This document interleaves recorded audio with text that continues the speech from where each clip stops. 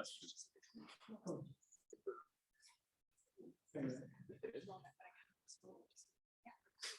wow.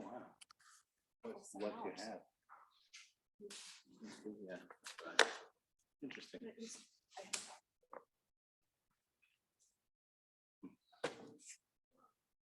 A good specialist.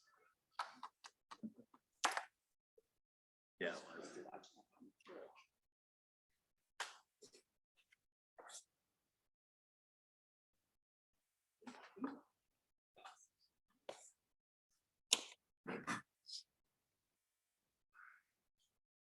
it was.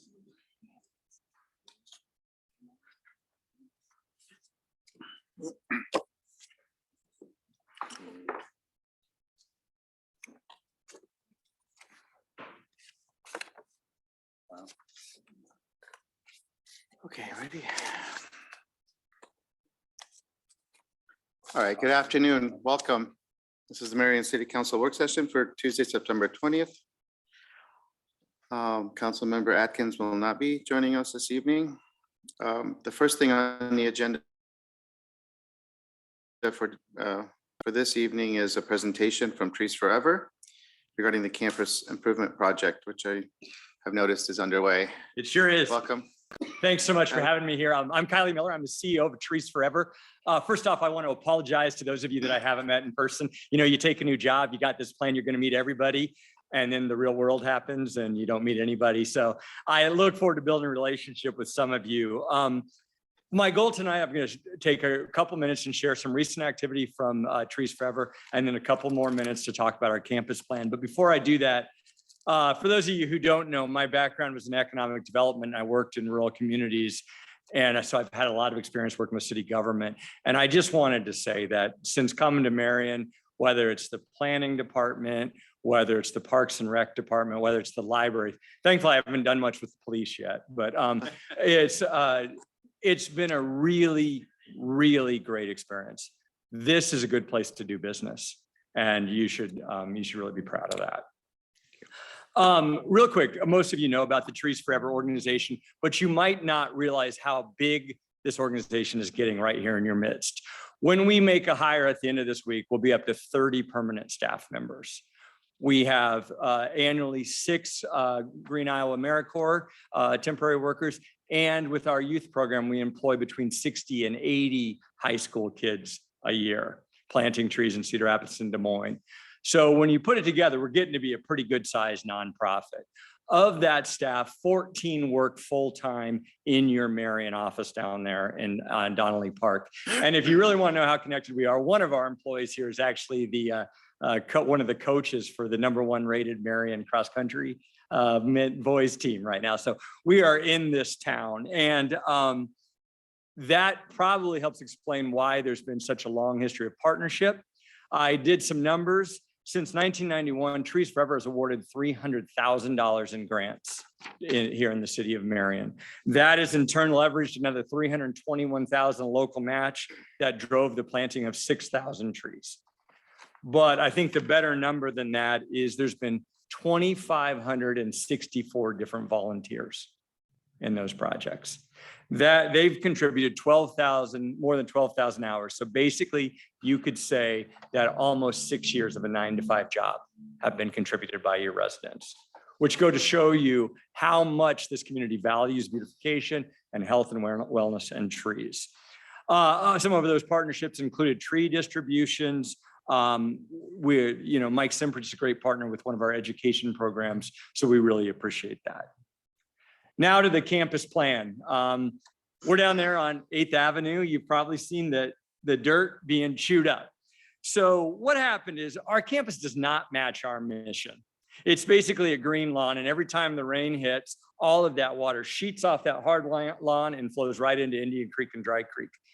You might know this, but we have a strong water quality mission as part of our activities, and we wanted to change that. So 3 years ago, we created a plan, and you can see it up there on the screens, and you should have it as well, to make our campus a real emblem of of our mission. And that includes surface water management techniques the best that we could find, and also planting native trees and native plants.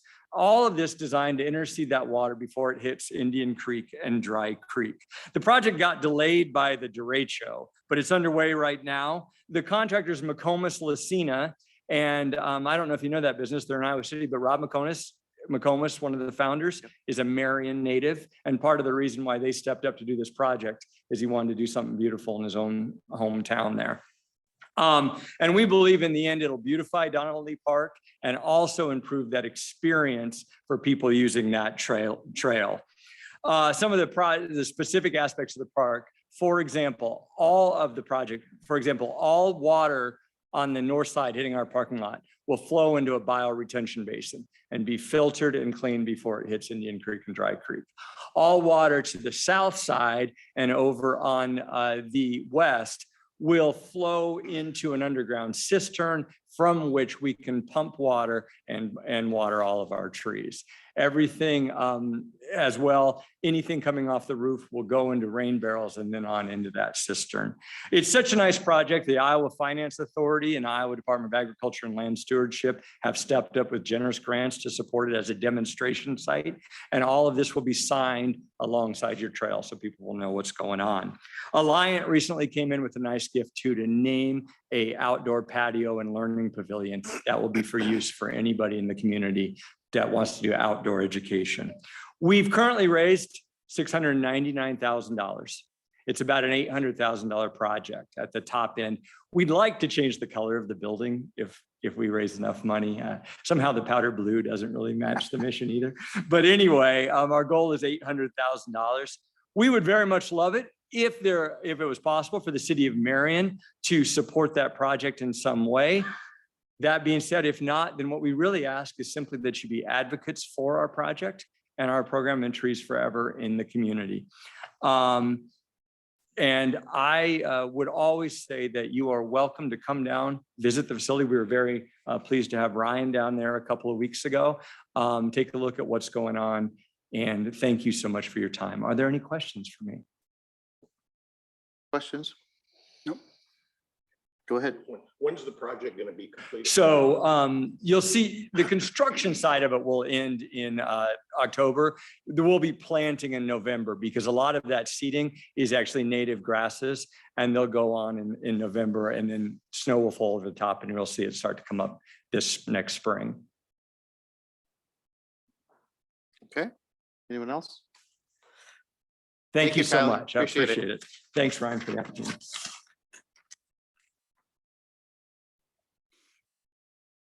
Okay. Next presentation is the housing needs analysis summary. Tom?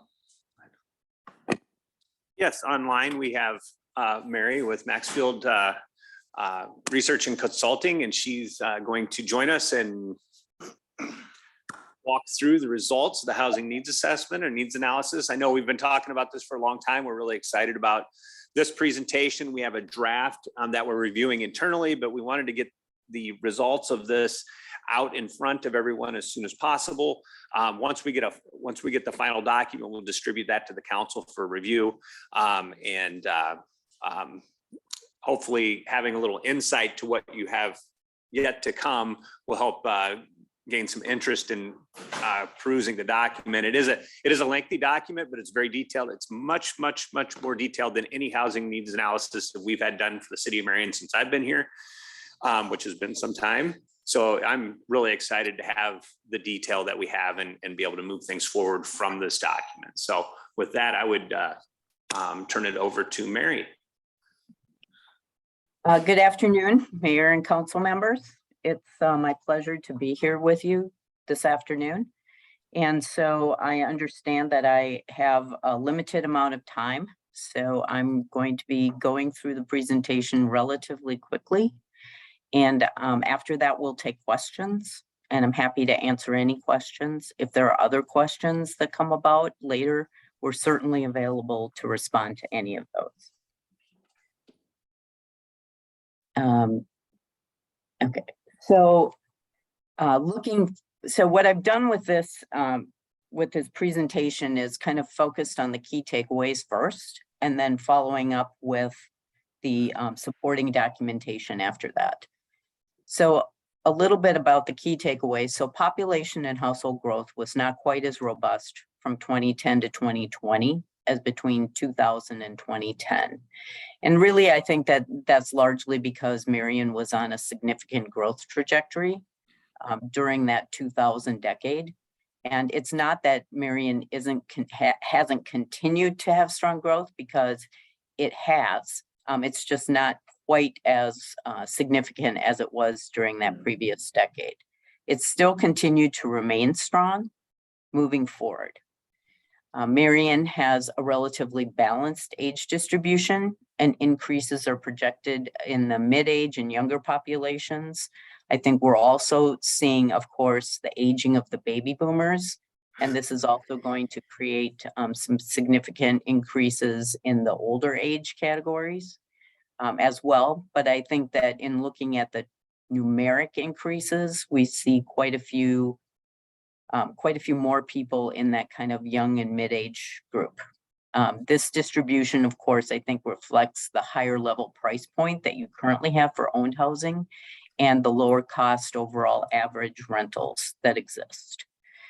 Employment is recovering from the downturn, but there are also significant labor shortages that remain in several industry sectors. I think it's important to note that Iowa's cost of living is much lower than neighboring upper Midwest states. This can be an advantage in hiring additional workers and in having people relocate to the area to take jobs. It offers a diverse job market. In fact, the metro area here has a more, in my opinion, a more diverse job market than many other communities of its similar size in the upper Midwest.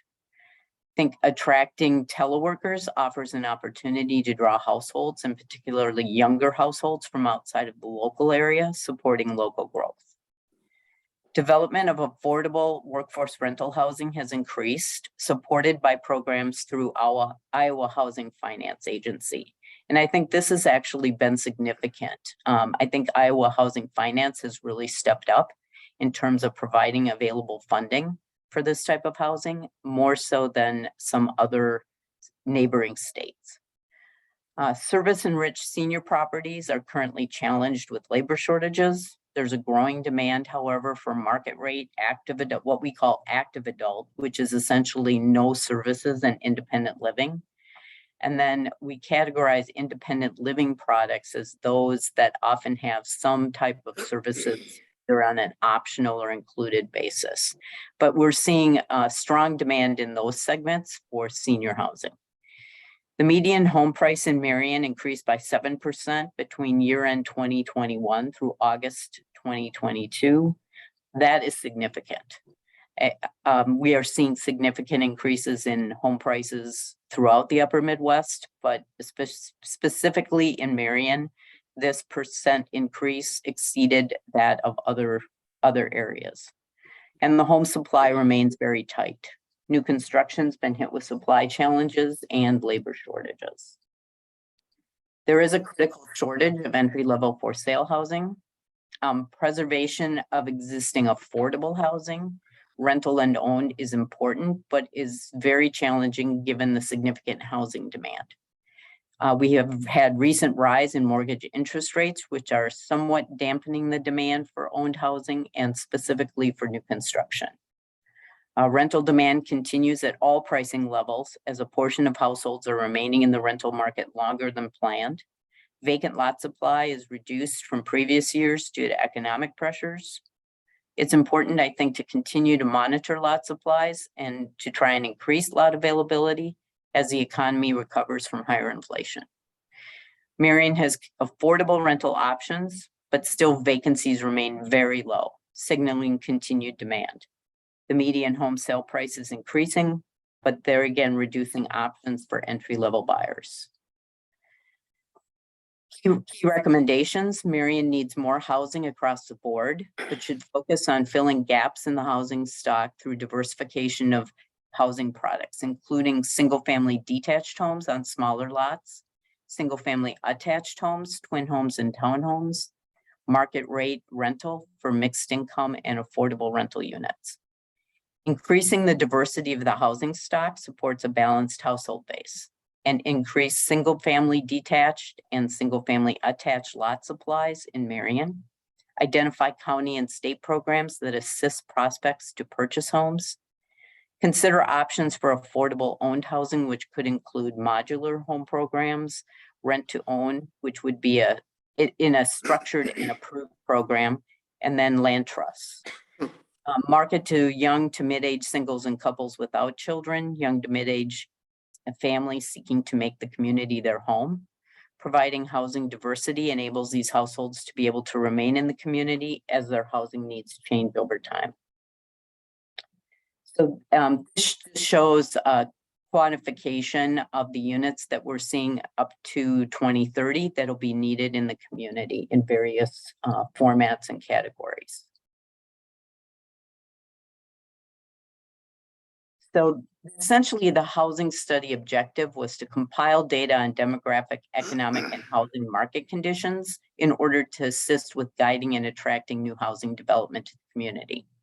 And it assists in providing community leaders, stakeholders, and decision makers with current information to guide initiatives. So some of the end user benefits that we see in terms of how communities use these documents, again, guide policymaking decisions, assist in the comprehensive planning process. They can be used with financial institutions to streamline the financial component for approving various projects, solicit interest from builders and developers for various types of housing products, help raise funding, identify key factors affecting housing market conditions and challenges, create a framework for accommodating future growth, and provide current data to deliver strategic housing priorities. So the housing market, or the primary housing market area, the analysis was completed for Marion, Cedar Rapids, and Hiawatha. We also have data included in the report for Lynn County and for the larger MSA. I just want to say that when we do our demand calculations, we understand that the housing market area and housing demand doesn't necessarily end at the geographic boundaries. And we make accommodation for that in our demand calculations. So this is showing a little bit about where we see population and household growth moving out to 2040. Again, these increases that occurred between 2010 and 2020 were still significant. They may not have been quite as robust as they were from 2000 to 2010, but still we have significant growth in Marion. Again, growth is focused on kind of mid-age, that mid-age and older cohorts, and then also, as we mentioned before, that kind of younger head of household, the 25 to 44. I think it's interesting to note that 23% of households in Marion actually have children, 29% are married without children, and 27% are living alone. That's a high number. The home ownership rate is 77% in Marion compared to the larger housing market area. So again, and then a little bit lower rental rate, that 23% in Marion compared to 29% for the larger market area. So household incomes remain well above the metro area. Its incomes are high in Marion. So as you can see, compared to the larger metro area, median income is higher. The projected average annual increase about similar to the metro area, but again, Marion is starting from a much higher level. The highest earners, again, are those in that 45 to 54 age cohort, and there is a fairly significant income disparity by tenure, so between owners and renters. I think it's important, though, to note that we see this across the board. So we continue to see significant disparities between owner households, the income of owner households, and the income of renter households. So I don't want to say that, Marion is not unique in this regard. We do see income disparities by tenure continuing to grow and have seen that over the past probably well, for a while now, but more significantly over the past 3 to 4 years as home prices and rent levels have increased. So employment is starting to recover again from the pandemic, which is good. I think that of course, we had a significant increase in unemployment during the pandemic and decreases in the labor force. We're starting to see things come back into balance again, which is good.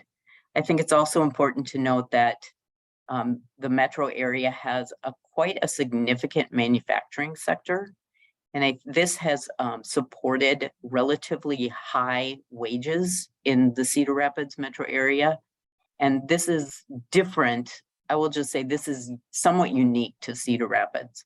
When we do housing market analysis, we usually don't see communities of this size have that significant a manufacturing base. And I think that has really supported this area significantly over time with the living wage jobs.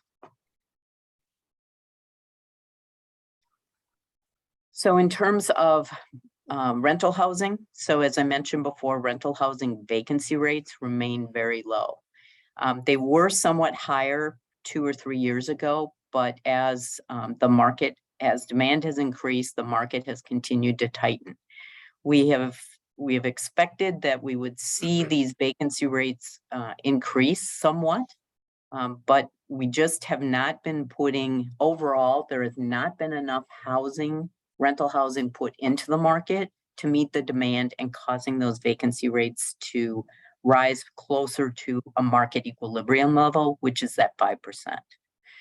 So I think in terms of shallow and deep subsidy, so shallow subsidy is most often those units that are developed under the low income housing tax credit program that's offered and through the federal government, but is supported locally through state housing authorities. And then deep subsidy is considered those that would be typically under a HUD program, such as project-based Section 8 or Section 202. So Marion doesn't have any of those units, but it does have the shallow subsidy units. And those have generally, well, most vacancies tend to be in the older shallow subsidy properties, but that's not to say that they have high vacancies. They don't have high vacancies. It's just that a lot of the other properties have such low vacancies that the additional vacancies in that older shallow subsidy properties. And some of that really has to do with the income restrictions. So some people prefer just to rent in the private market without the income restrictions.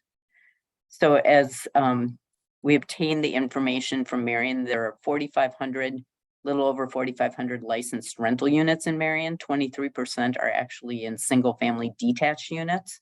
And then 21% are in properties with 50 or more units. But what we did with those two is we combined properties that maybe have buildings that only have 24 to 36 units in them, but are in one single property. So we combined those.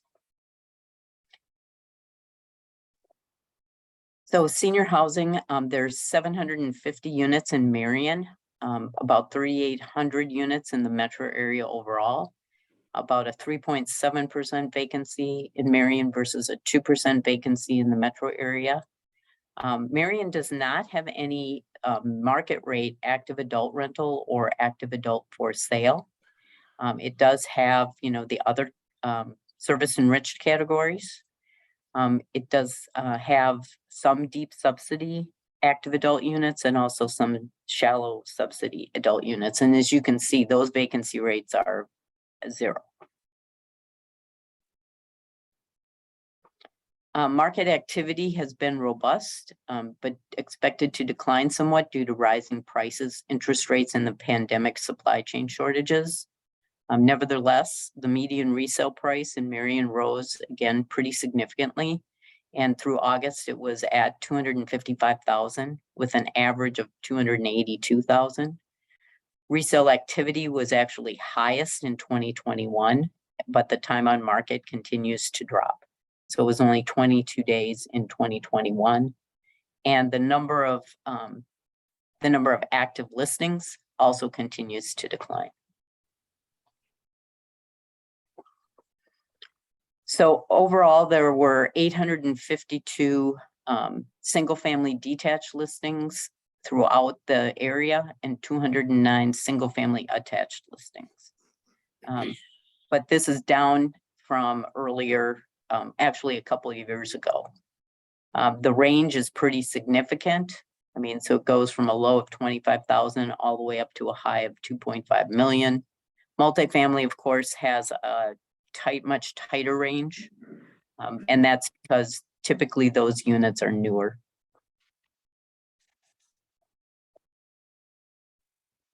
The lot inventory has actually dropped dramatically over the past 2 years. The one exception is Hiawatha, which recently approved a number of new lots.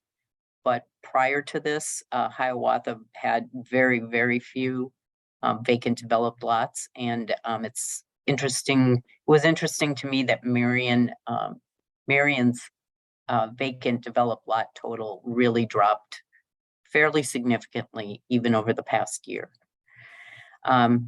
Housing starts were still relatively strong. They dropped a little bit, but not by much.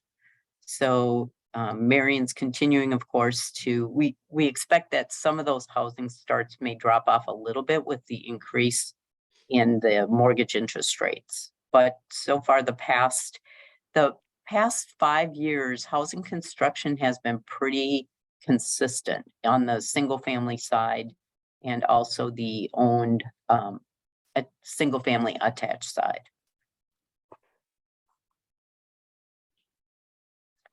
So in terms of cost burden and affordability, an estimated 72% of Marion renter households that have incomes less than 35,000 are cost burden. That means they spend more than 30% of their gross income on housing costs, and that is a federal benchmark. An estimated 44% of Marion owner households that have incomes less than 50,000 are cost burdened. Marion really compares quite equally, I think, to the other geographies in the immediate area. And it's similar, it actually is relatively similar to Iowa as well, although it has fewer owner households in terms of a percentage, fewer owner households that are cost burden comparative to some of the other geographies. Again, there is a critical shortage of entry-level for sale homes. Increasing mortgage interest rates are likely to dampen demand in the short term, with a portion of households unable to qualify at the higher rates. Although single-family detached home is really the preferred product and continues to be the preferred product, single-family attached often offers a more moderately priced alternative, especially when we're seeing significant rises in pricing and a rise in mortgage interest rates. And we saw that just prior to the Great Recession. We had more people move into that single-family attached product because they couldn't get into the detached home. And then pricing pressures continue against current demand and supply chain shortages. Our senior housing demand, we need to note here that it's cumulative based on projected growth in the older adult households and the development of senior housing. So it's just that the way we calculate demand, it ends up being cumulative. There is increasing demand again for that active adult product, and in the service enriched product, we're continuing to see care worker labor shortages affect the ability to efficiently operate assisted living and memory care service levels. Some of the data sources that were used in compiling the report include, of course, we try as much as possible to use that decennial census data. I will say that the detailed decennial census from the 2020 is not expected out until this year. The American Community Survey data provides annual interim estimates for most demographic categories, and we use that but carefully look at that in terms of the information that we get from the 10-year census. And we look at multiple years and multiple yearly estimates because those can vary.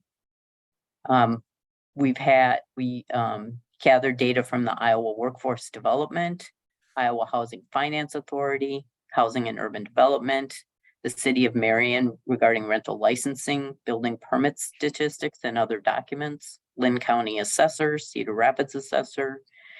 We also take information from ESRI Incorporated, which is a national demographics and geographic information systems company, and we look at that carefully in light of other local and state demographic projections and forecasting. We also speak to local management companies, individual landlords.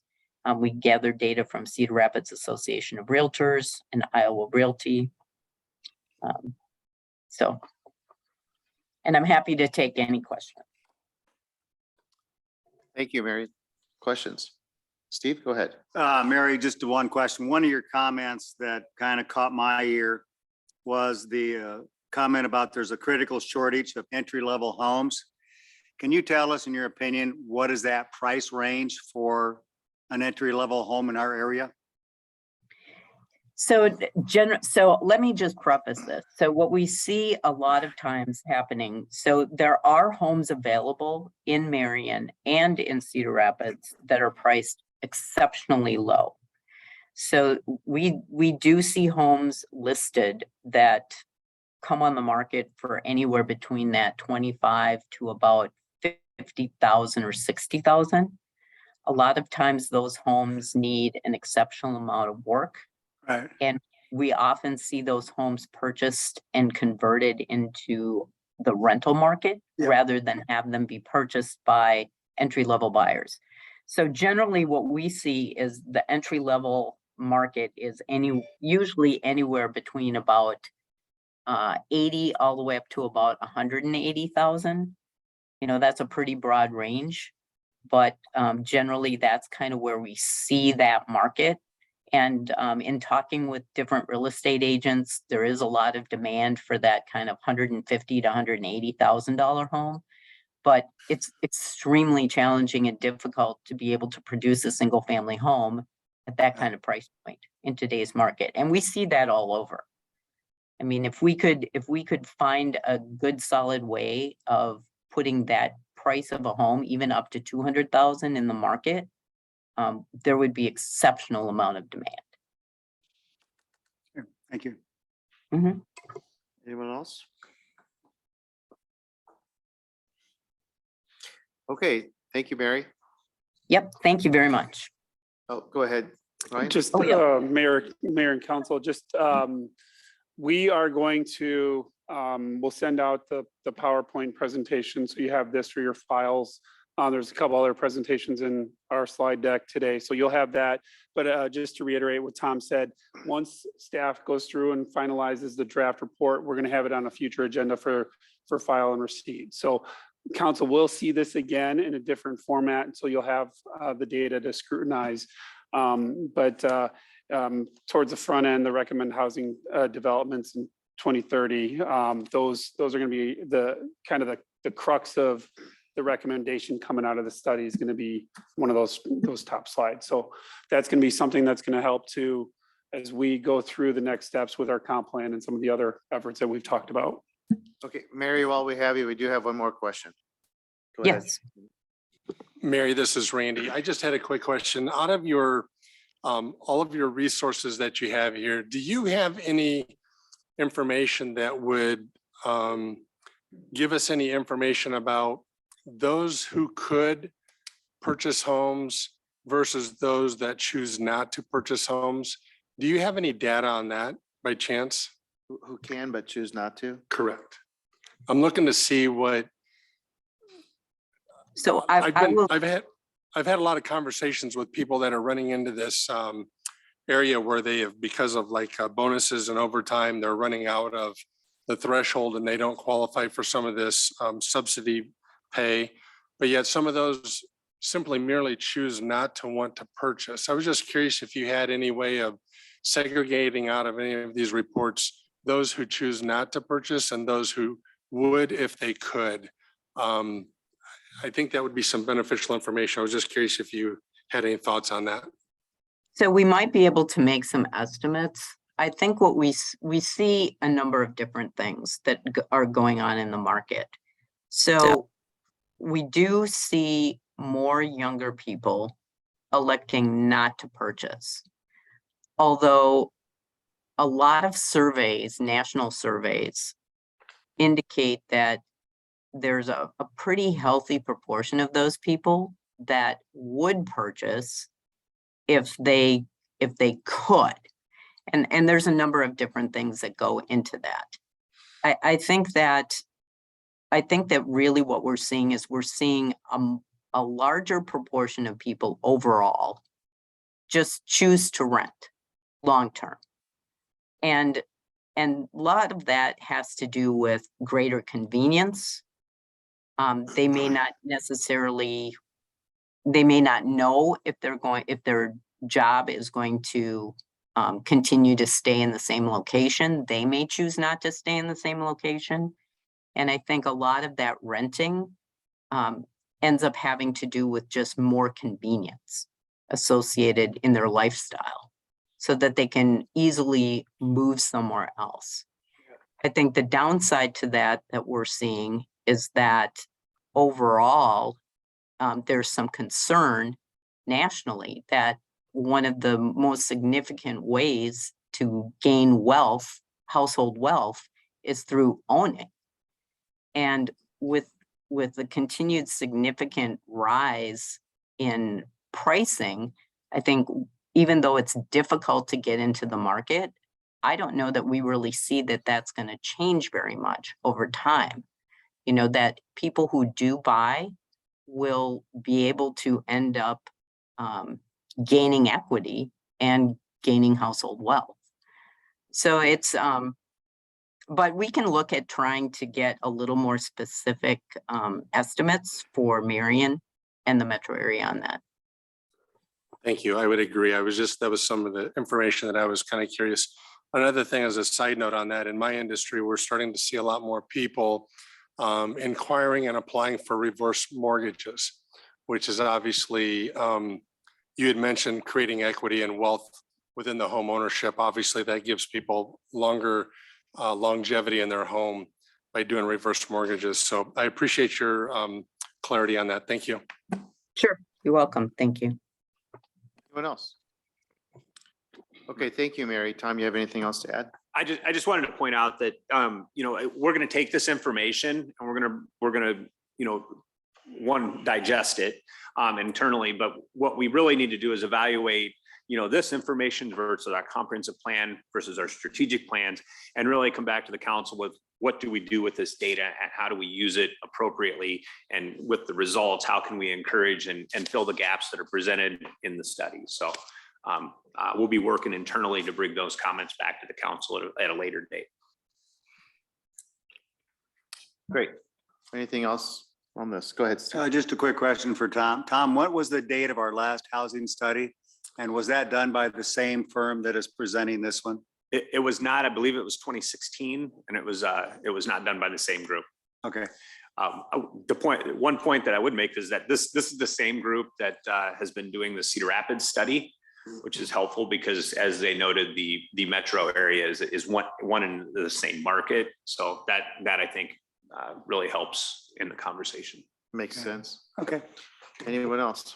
Anything to add? Okay, thank you. We have one more presentation, which is Central Plaza survey results. We have Nicole here. Oh, Tom? Yep, I'm going to take that. Oh, okay.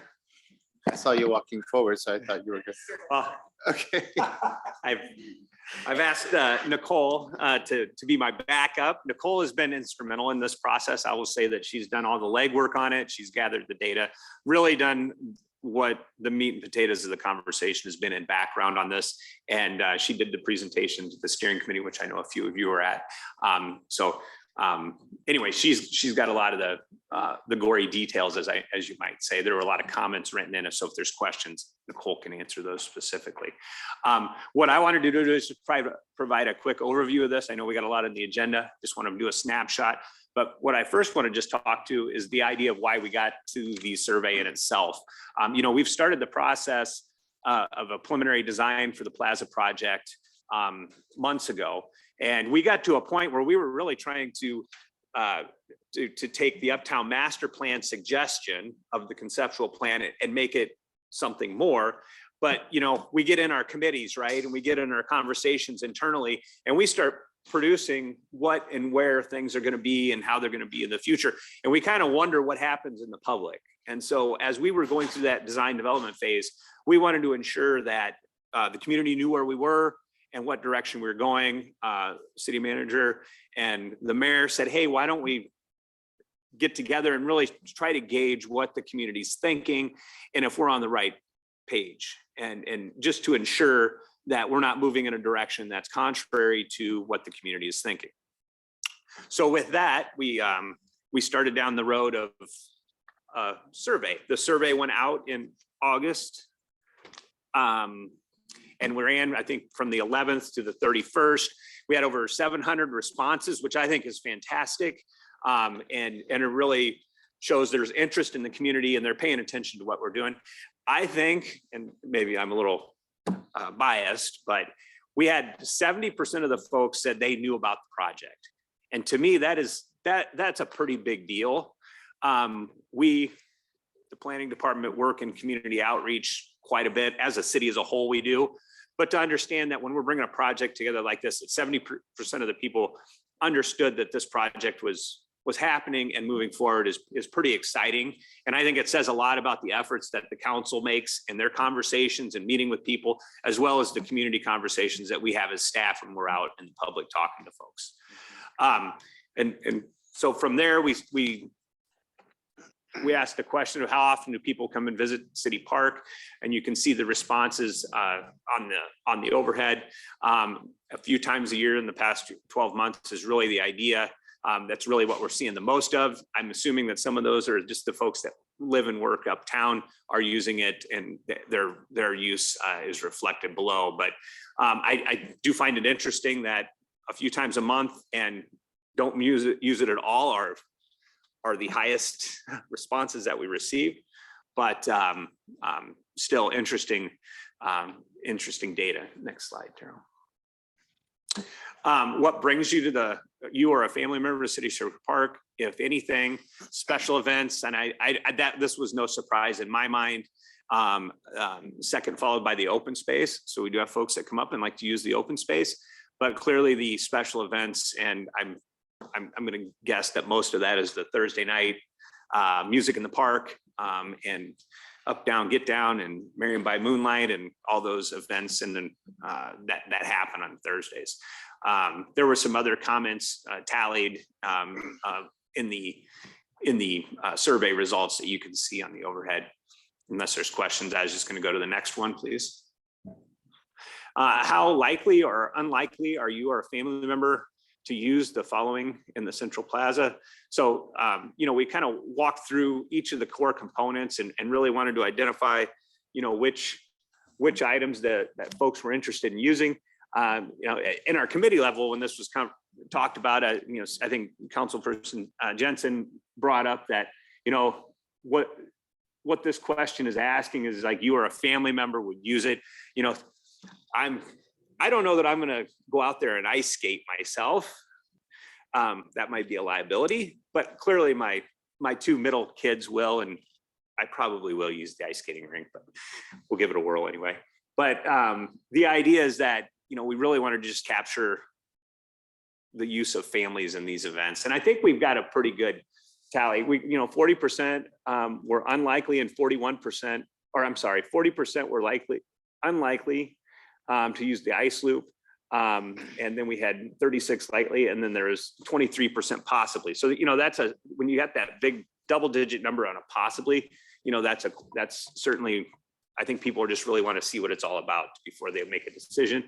Artistic play structure, you see 32%, and then you've got another double-digit possibly, and then unlikely would be 41%. And you wonder if that's folks that don't have kids, or if they're of the age where they're not going to be using that structure.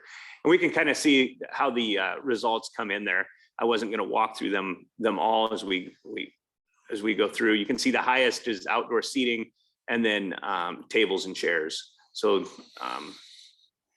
just some general comments as it relates to the specific amenities associated with the plaza. There was a discussion on art and clearly the functional art and non-musical. I thought it was interesting that non-musical interactive play was preferred over musical. So next slide, please. If the refrigerated ice loop is constructed, do you support the addition to the depot? This was a big thing that we really wanted to hear from the public about. 70% supported it. I think that has a lot to do with how that was portrayed, how it was visually identified, and we really, I think, have gone a long way. This was and we'll talk about this in the recommendations a little bit, but this was a major part of the conversation as it relates to the ice loop. Where is that chiller going to be located? How can it be situated in the park so it's not taking up open space? And what can we do to the depot to reflect its historic value if we do make an addition? Because the initial conversation was, don't touch the depot, period. So I think it's good. We went back, took a second peek at it, and it did take some time, but ultimately I think we got to a great position. I would prefer to see the depot. You can see that it's pretty evenly split, but primarily enclosed for 4-season use was the preferred. And how likely or unlikely are you or a family to use the depot elements? And you see there's the bathrooms by far will be probably used the most. If you attend an event uptown, you're going to be really excited to have a real bathroom, I'm assuming. So, but we do see some desire for the enclosed rentable space. Next slide, please. The caboose, are you aware the caboose proposed to be located along the Grantwood Trail? 73% said no. So this tells us, this gives us a really good indication that this is a conversation that we need to fully vet. We need to talk about it a little bit more, and we need to get out in front of. When we received this information, it really made us take a look at what was being planned and how are we going to address the concerns or the idea that 3/4 of the population didn't know that was going to be moved as part of the project. If you recall, within the scope of work for the plaza design, there was a line item that said developing a conceptual placement for the depot, and there was going to be some illustrations. Because of this, we asked RDG to come back and give us a more refined scope. We have that scope, and we're expecting to bring that forward to the city council at a coming council meeting to really get ahead of that conversation and be able to have a conversation in the community regarding that idea. Please finish the following as it relates to what you'd like to see with the caboose. Stay where it is, move, or had no preference. I don't think we could have come up with a more evenly split alternative as it relates to this question. So again, I think that just reinforces the fact that we really need to proceed with designing where that's going to be located and get some community input. If the caboose is moved, please select the amenities. You can see that there's primarily the benches and seating were the ones that were really desirous of that. Next slide.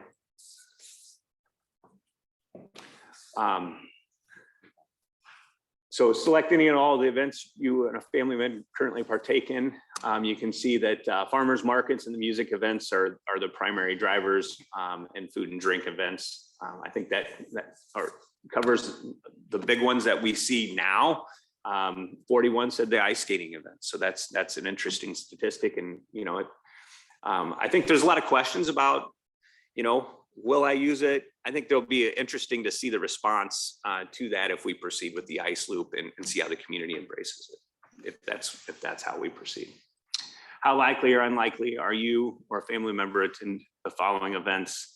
And this was really getting to the idea of public versus private events. And you can see that obviously the public events are free are going to garner more than the private ticket holding events. The nice thing is that's a difficult situation to have in the park currently, a private ticketed event. The plaza is really built around the idea that you can and would be able to proceed with potentially a private event. Next slide, please. And this is the final slide, and this is really just the age demographic. You can see that 35 to 44 were the primary respondents. And we got just a little bit of details there on who's taken the survey. So anyway, we wanted to share this with the city council. We plan to provide a link to this on the website and be able to share it with the public. Clearly, I think we got great response, and we're excited about the responses. And really, I think I pointed out a couple places that it really drives us to take next steps to accomplish things that either were missed as we've went through this, or to be able to circle back and say, hey, I think we hit the mark on this, and it really tells us how we can proceed in the future to ensure that projects that we're doing are well known in the community. So there's some lessons to be learned both ways in this project. So any questions on that? Thank you. I think, I mean, as the response, I think, was tremendous, the number of people who responded. But we also should point out that on the city's Facebook page, the post drew about 800 responses, and most, I mean, the great majority were very positive, and people liked it or loved it. You know, I don't know how much overlap there is between the people who took the survey and those responses, but that's an additional indicator. I mean, I think that was probably one of the highest responses we've gotten to a city Facebook post. Mhm. If you go back and look at that, I think there were around 800 that responded. So just another indicator of broad community support. I think the results are indicate general support. Even the relocating the caboose, 65% were either in favor or were indifferent about it. So, you know, even that, I think, you know, it indicates support for the project. So any other questions, or I'm sure we'll have more discussions on it coming up, but any other questions or comments? Okay, thank you. I'm glad that we did go back and do that. And as you mentioned, Tom, to go back and reconsider the location of the chiller for the ice loop. I think that was really important, and we've ended up with a really great result for the community that allows more people to support that element of it. So thank you to the staff, to everyone for being patient and for working through this process, which is really important. You know, we're going to have to live with this project for decades and decades. So I think it's important that it's done right the first time. And I think we're doing that. So thank you. All right. We're only 12 minutes behind schedule. Consent agenda. The first item for discussion is A11. Are there any items in particular that anyone has questions on before A11?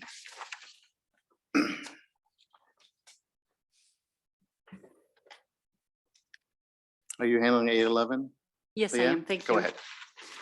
A11 sets the date for public hearing on an urban renewal plan amendment for Collins Road. It's important to note that the urban renewal plan amendment simply authorizes the use of tax increment finance and sets the maximum amount allowed to be used.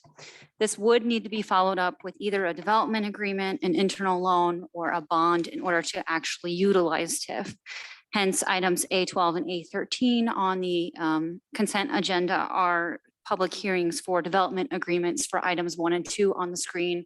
1 being Cooper Properties, an Actera Group development with a maximum amount of 200,000. The incentive being offered is a 5-year, 100% tax increment finance. The same goes for number 2 there, Russell Peck Polymer Engineering, maximum amount of 50,000, also a 5-year, 100% incentive. And we will, at the time of public hearing, also do a presentation. So I'm going to try and keep it brief today. Item number 3 and 4 are essentially internal support programs that allow us to reimburse the city for expenses utilizing tax increment financing. The airport operating and support program is a new one for the city that would allow reimbursement for the lease obligations and the on-call airport, on-call engineering costs through the end of the lease, which is 2025. And number 4 is an update to a existing program. It simply adds a year to the program and updates the amount. Okay, you ready for questions? Yep. Questions? Anyone? Everyone okay with it? Okay, So A14 is actually very similar to A11, and it's simply for the other urban renewal areas on the administrative and support program. Again, just adding 1 year and updating the amounts. any questions? Thank you. Thanks, Leanne. On page 3, no items are marked. Are there any questions on any particular item on page 3? Your Honor. Yes, go ahead. Greg. Yeah. Regarding C2, the payment structure for the agreement with Raycom, Chief. I guess I just wanted to benchmark. Here a few meetings ago, you gave us a pretty detailed presentation relative to the needs of the total radio system. Is that what this is tied to? Yes, Okay. yes, sir. Yeah, and if I remember correctly, boy, this is really stressing my memory today. But we're in a condition for the total radio system that Raycom is going to go through a process of sort of an incremental planned replacement of hardware so that what we don't end up with is in an emergency situation, an inoperable system. Correct. Okay. Yep. Spread out over 10 years. Right. Yep. And so their priority is going to be for the most obsolete, challenged equipment first, and then move to the finish up in 10 years with what is now the newest equipment. Okay, Yep. Great, thanks. I just wanted to benchmark that for our consideration. Okay. Anyone else on any item on page 3? Okay, then on to page 4, F5. Is that Tom, Kesha? Yep. Tom. So the following is a payment to Horizons or NTS related to the nighttime service that they provide. It's between midnight and 6 a.m. So this is part of that program. If you recall, K-Fisk has come in the past and asked for the dollars. And as the council knows, we've been working with Cedar Rapids Transit and as well as Horizons and the micro transit partnership and trying to work through that. And I think, Ryan, I didn't know if you wanted to make any statements. Yeah, thanks, Tom. Your Honor, Council, we had a really wonderful meeting with CRT and Horizons last week. They've given one of the things that we talked to the council about when we were looking at microtransit and our relationship with CRT. Staff's recommendation was to, and council ultimately agreed to have the year agreement for the fixed route services with CRT and then work with all our partners, Cedar Rapids Transit, Horizon, the state, Lynn County Lifts on coming up with different options to increase the service level. We took into account the transit survey that Kesha headed up. And so last week we met with our partners. They gave us 5 options. Staff's going through those 5 options right now. those and the estimated costs associated with it. We do plan on scheduling a council subcommittee meeting to go through that and then ultimately come back before council with those options. Brad DeBrouwer and Kelsey from our respective partners at CRT and Horizons would come and present that to you all so we can get direction on what that long-term agreement would look like. So this agreement for F5 is part of that one-year relationship. Once we figure out the long-term relationship with CRT and Horizons, the goal would be to have one agreement where we pay Cedar Rapids Transit and then they take care of all the other sub work like this. So I just jam-packed a lot of what we're working on in a very short point. But one other thing, we've been asked to help sign a letter of support for Horizons and Cedar Rapids Transit that they're submitting to the state.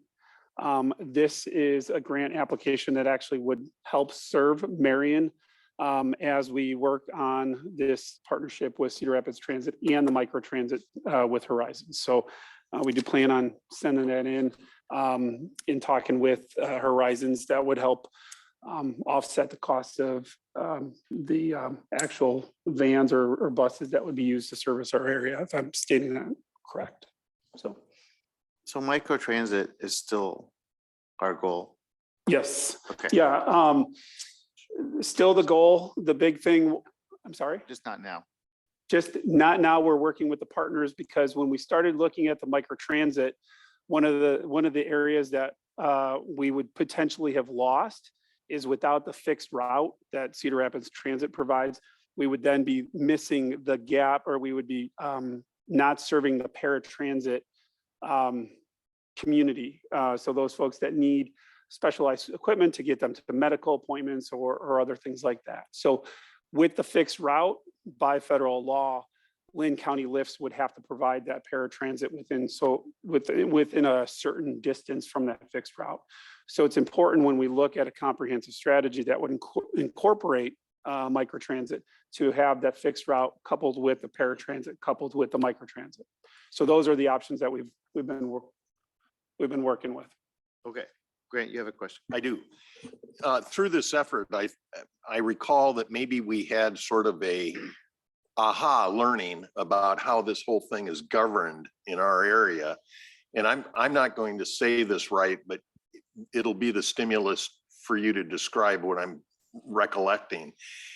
It doesn't Cedar Rapids Transit in essence form what I'm going to call a metropolitan transit agency. That's not the organizational tie, but that's the words I'm applying to it. Didn't we learn that there's a different governance that we were unaware of? Right now they serve as sort of our regional transit authority. Okay. And right now, with the way it's structured here is it allows our region to capture more federal dollars. And so with those federal dollars coming in, that helps offset the cost that it would for us, the city, as well as Cedar Rapids Transit, so everybody in the region. If we, and we were talking about this so we, Marion, hosted the state, Lynn County Lifts, Cedar Rapids, Horizons, and us, Marion, here in the back room. And we were talking about transit overall. And we're going to be at a population threshold where it could trigger us going to or requiring a vote on the regional transit authority. One of the things that would do is perhaps limit the amount of federal funding that we could compete for. So that's a conversation that we will ultimately have with our partners down the road. But right now, I think the way it was described at our partners meeting is right now our region is kind of the big fish in a small pond in terms of the federal dollars. If we were to go to that route, then we become the small fish in a big pond. Got it. Okay. Thanks. Okay. Anyone else? Anything else to add to that, Tom? Okay, thank you. Okay, F6 through the remainder of the page, nothing is marked for discussion. Any questions on those? All right, B1.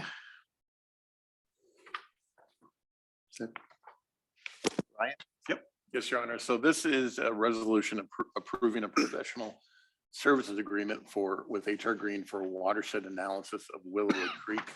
Up on the screen gives you an idea of what the watershed looks like. There's roughly 220 acres that drains into Willow Creek. If you go to the next slide.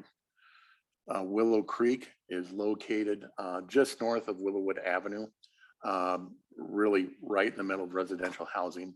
Over the years, it's changed dramatically. We've had more development. Can you go to the next slide, Terrell? This is a picture of Willow Creek just a year ago, back in 2021. There is some derecho damage, but if you go to the next slide, says that's what it looked like back in 2000. So it's really changed quite a bit. And so public services like to get in there and do some improvements. However, whatever we do, we want to make sure they're long-term improvements. So we've reached out to HR Green to make some recommendations. If we move forward with this, it looks like within 8 weeks, we'll have those recommendations, bring them back to council, and we can move forward with improvements. Okay. I think this is a good project. Any questions? All right, thanks, Ryan. Community development, F1. Yes, on Thursday, there'll be a public hearing regarding a request on the future land use map of the comprehensive plan and to rezone property located out on 35th Avenue east of 44th Street. This area, next slide, please.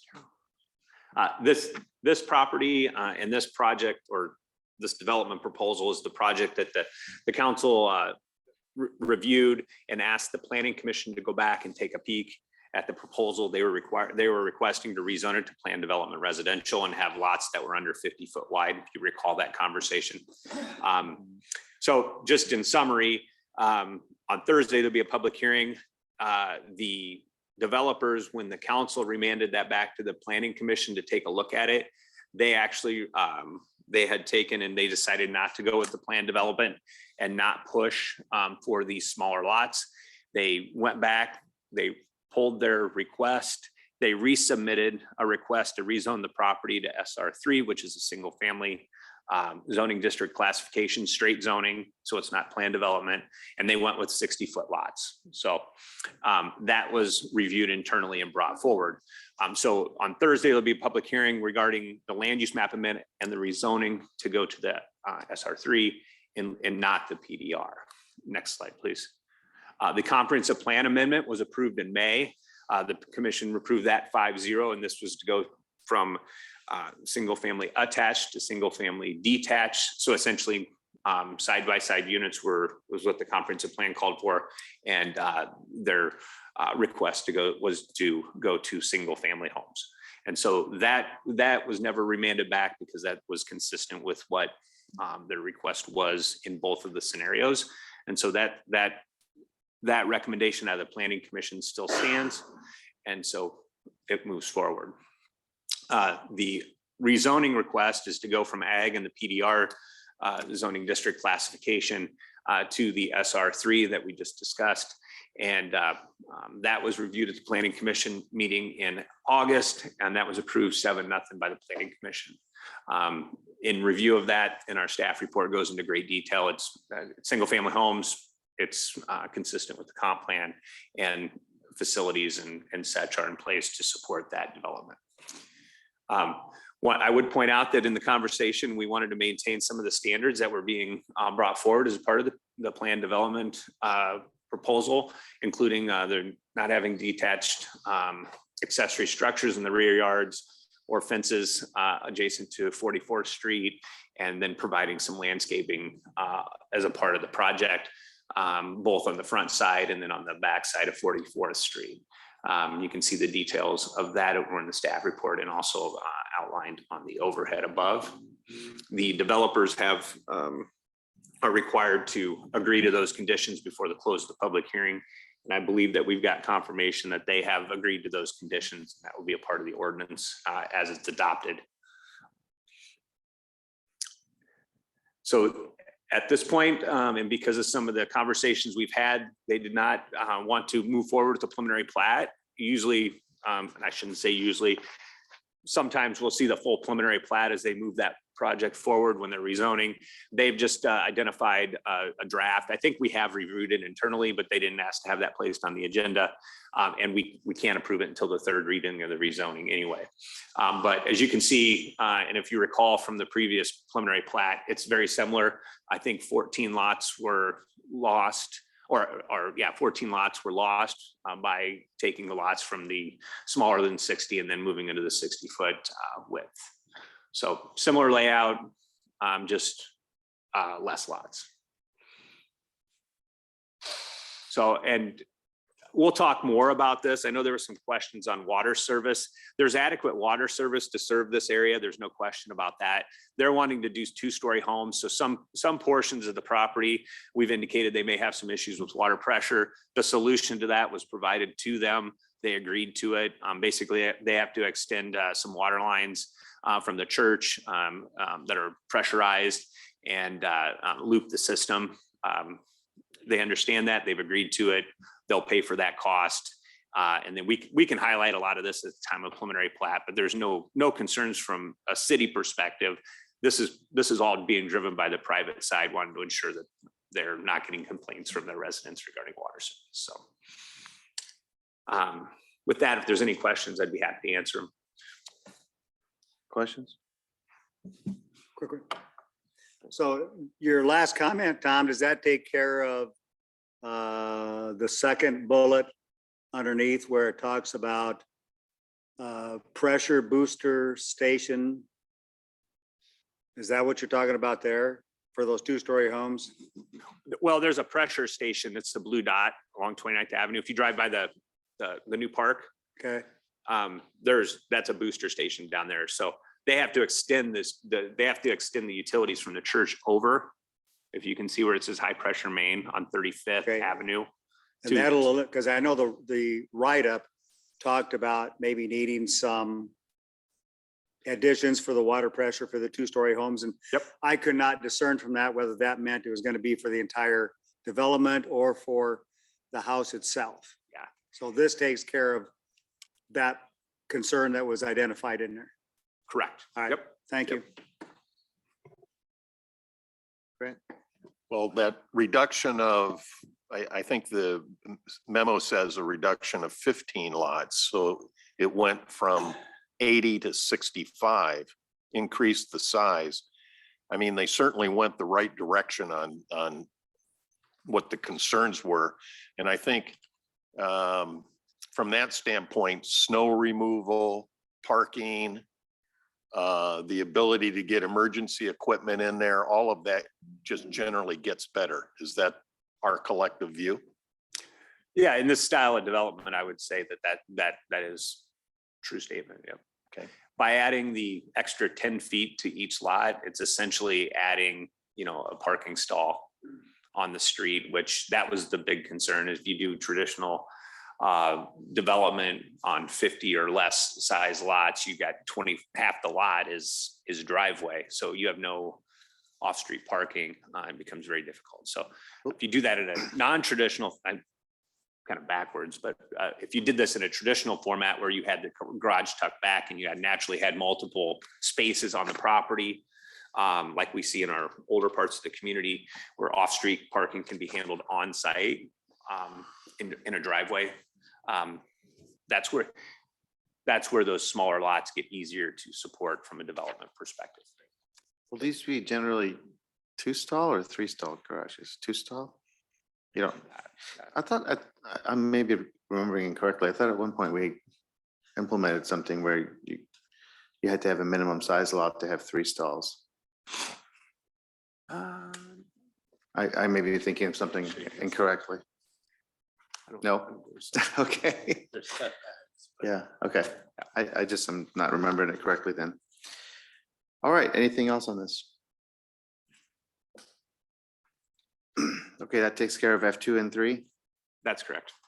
F4, I'm gonna give my vocal cords a rest. And Dave's gonna give give you guys a little update on where we are with our zoning map amendments. Okay. On the screen is the overall zoning map for the areas we're focusing on, and this is the former council wards 2 and 4. So more or less the south side of town, along with the Highway 13 kind of northbound. Quick little history. We began this process quite a while ago. City Council approved the new regulations, so the new text, the new zoning regulations back in 2018. And then we moved on to create the new maps so we could enforce all these great new regulations we have.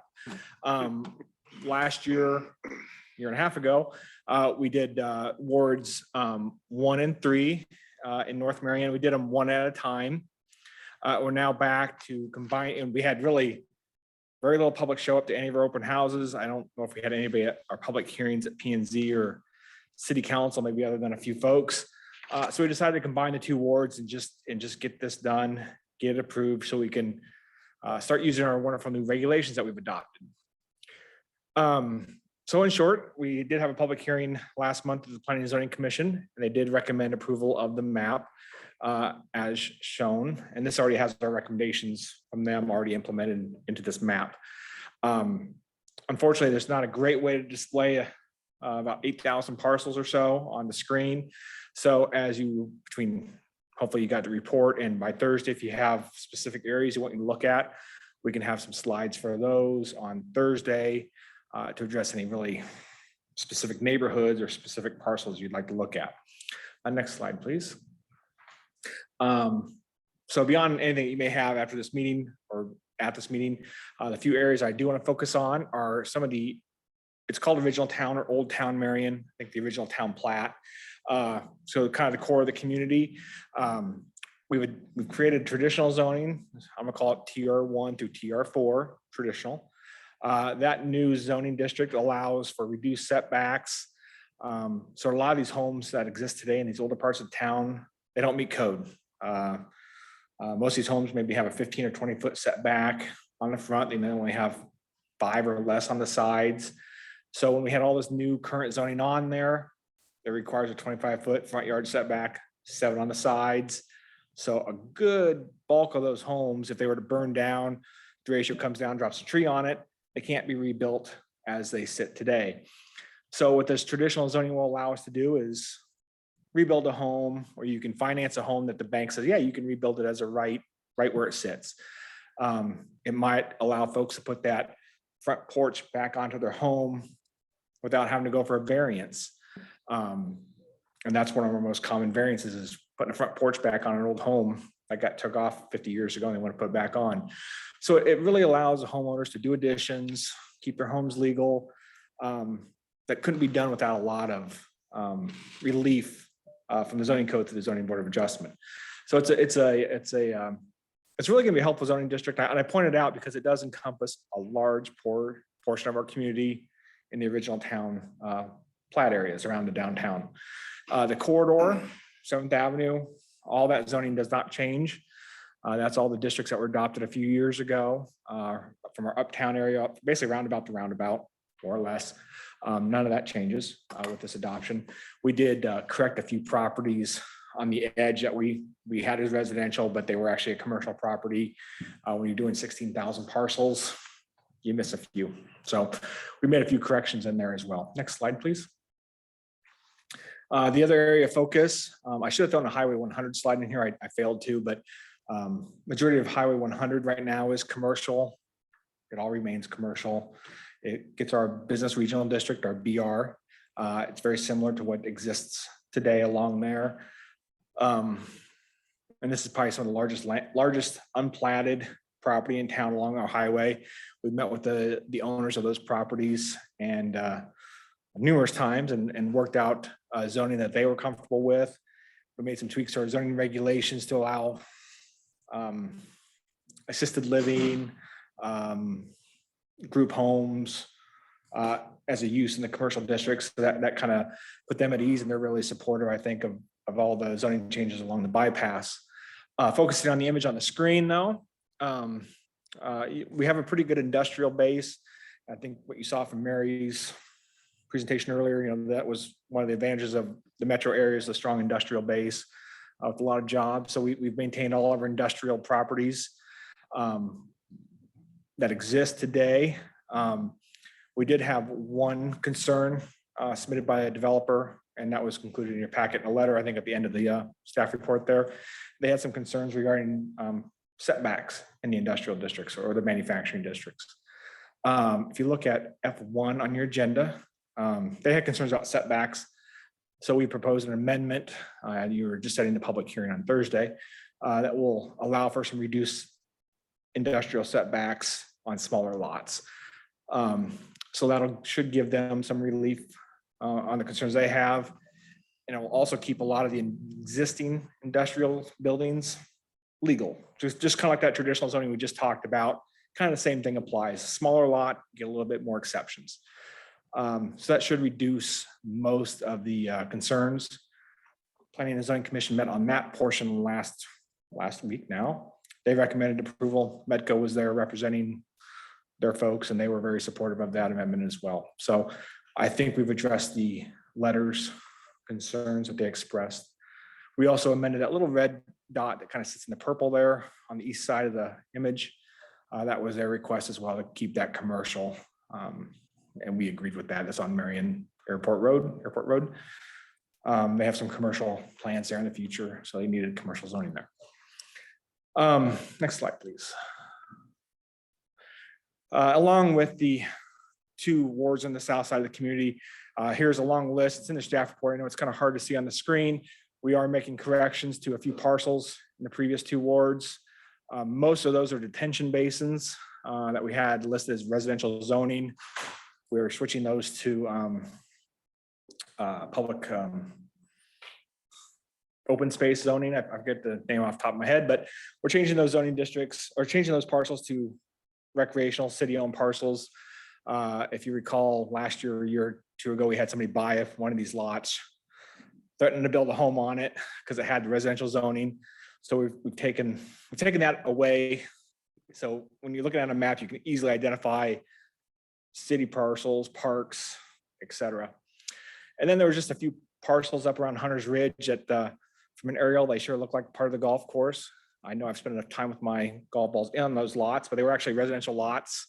So we tried to correct those and get them back to residential status as opposed to golf course zoning. And those are all listed there as well. Last slide, if I have one, Terrell. I don't know if I do or not. Nope, I don't. You can go back.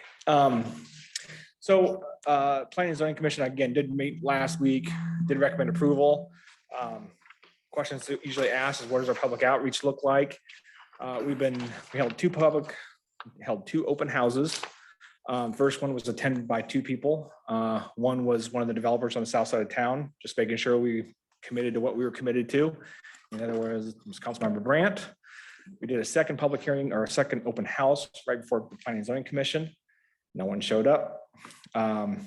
We had open meeting at the public hearing at the Planning and Zoning Commission. We had 1 citizen speak up, and his amendment was made prior to that anyway, so he was happy as well. We've done Marion Messenger, Facebook, publishing our notices in 3 different buildings. So I'm not sure if the public's not engaged or if we've done our job and we've zoned properties. Hopefully we've zoned the properties to match our comprehensive plan, match how the properties are being used, and not doing wholesale changes that really affect large pieces of land. I hope we got it 100% right. I don't think we have. So again, 16,000 parcels is a lot of parcels. So if the council adopts this map, I'm sure over the next year, as we catch that little random parcel that should have been, part of the golf course, should have been part of the private development lot, we'll be bringing those forward probably in groups, not just one at a time, but try to get a nice list and bring it once in 6 months or so. And hopefully it should all be, all those little miscellaneous pieces should be corrected here within a year as we catch them, but we think we did a pretty good job on that. Like I said, the public hearing is on Thursday. But again, if the council wishes to keep the public hearing open, that might be a great way to keep allowing the public to come in and speak on it as hopefully it gets some press, but that'll be your discretion. Any questions? Anyone? Go ahead, Grant.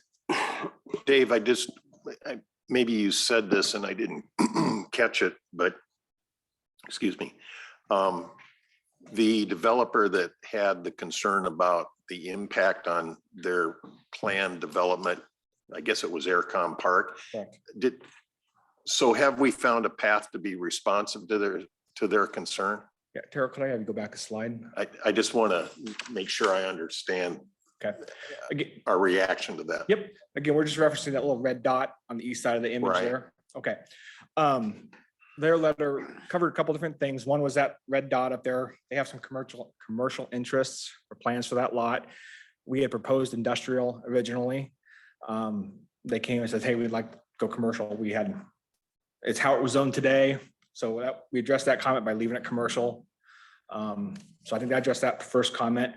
I think their second big concern was just changing the rules midway through their concept development or midway through their preliminary plat.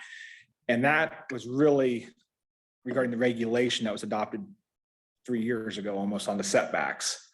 So with the amendment I have proposed on F1 and the consent items, that should address their concerns. We're giving them an out to bring smaller lots back to that smaller setback. And I think it was F1 on the consent agenda. Don't quote me, but it's in there. I'll have Tom double check that maybe, but those setback changes within the regulations should address the rest of their comments, I think. And they've been kind of made aware of all the changes that we're proposing, and I've not heard anything. So I hope not hearing anything means they're happy. Okay, thank you. All right, so that takes care of F4 and F5. F6. Thank you, Dave.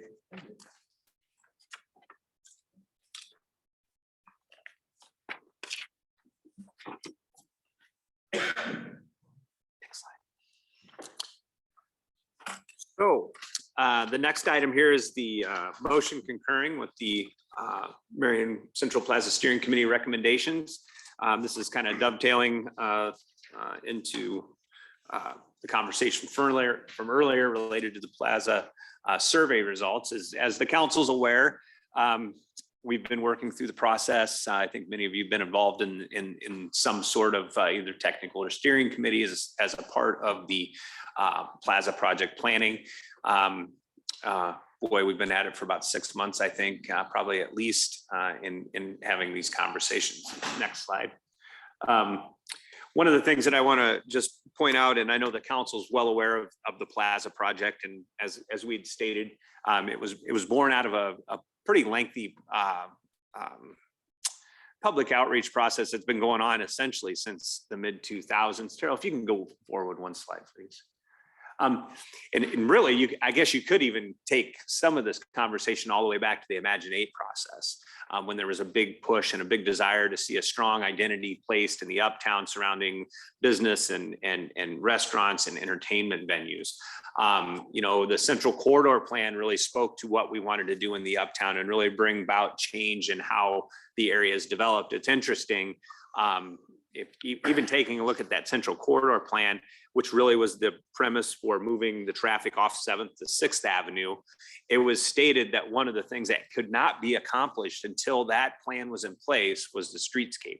Because we recognized even then that when you do a streetscape project and you shut that traffic down, that you have the potential for really impacting your uptown. So the streetscape plan was actually put on pause to allow us to complete 6th Avenue, which we've done. And that really brought about even more changes and questions about what do we do in our uptown. And Imagine Next came on board. The heart of it all was a major piece to that conversation and really drove home the idea of the Plaza. The Roger Brooks study The branding development and marketing action plan is actually what that's called. But a big piece of that, and I think many of the folks in this room were a part of that conversation he had at the Giving Tree Theater, where he really highlighted the idea of creating this outdoor plaza in the uptown of Marion, and highlighted Rapid City, South Dakota as an example of where that really made an impact. That really jump-started the conversation about what to do in the uptown. And I think people really got excited about it. So taking all of that information, we needed a way to implement. And so we contracted with RDG Planning Design. They to do the Uptown Master Plan, which has a whole host of pieces to it. It identifies a number of different items, but the highlight of that was really getting together a conceptual plan for the Uptown Plaza. And that was really where that plan left off. The council took that plan and said, hey, we really need to make sure that we move this plan forward. And that started the conversation and got us into the design development stage for the Central Plaza project, their creation of the committee and the steering committee. If you could go back one slide, Tara. So actually go forward 2 slides.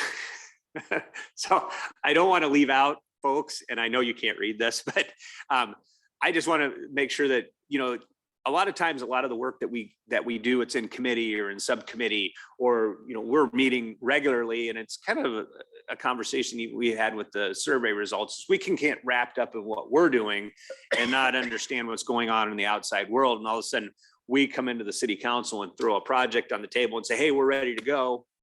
Here you go. Well, that sometimes doesn't work and can backfire on us. So I just wanted to highlight the folks that are involved in this. You can see from a technical aspect, this is many of the teammates here at City Hall, from the water, fire, planning, engineering, public services and parks, and even the police chief.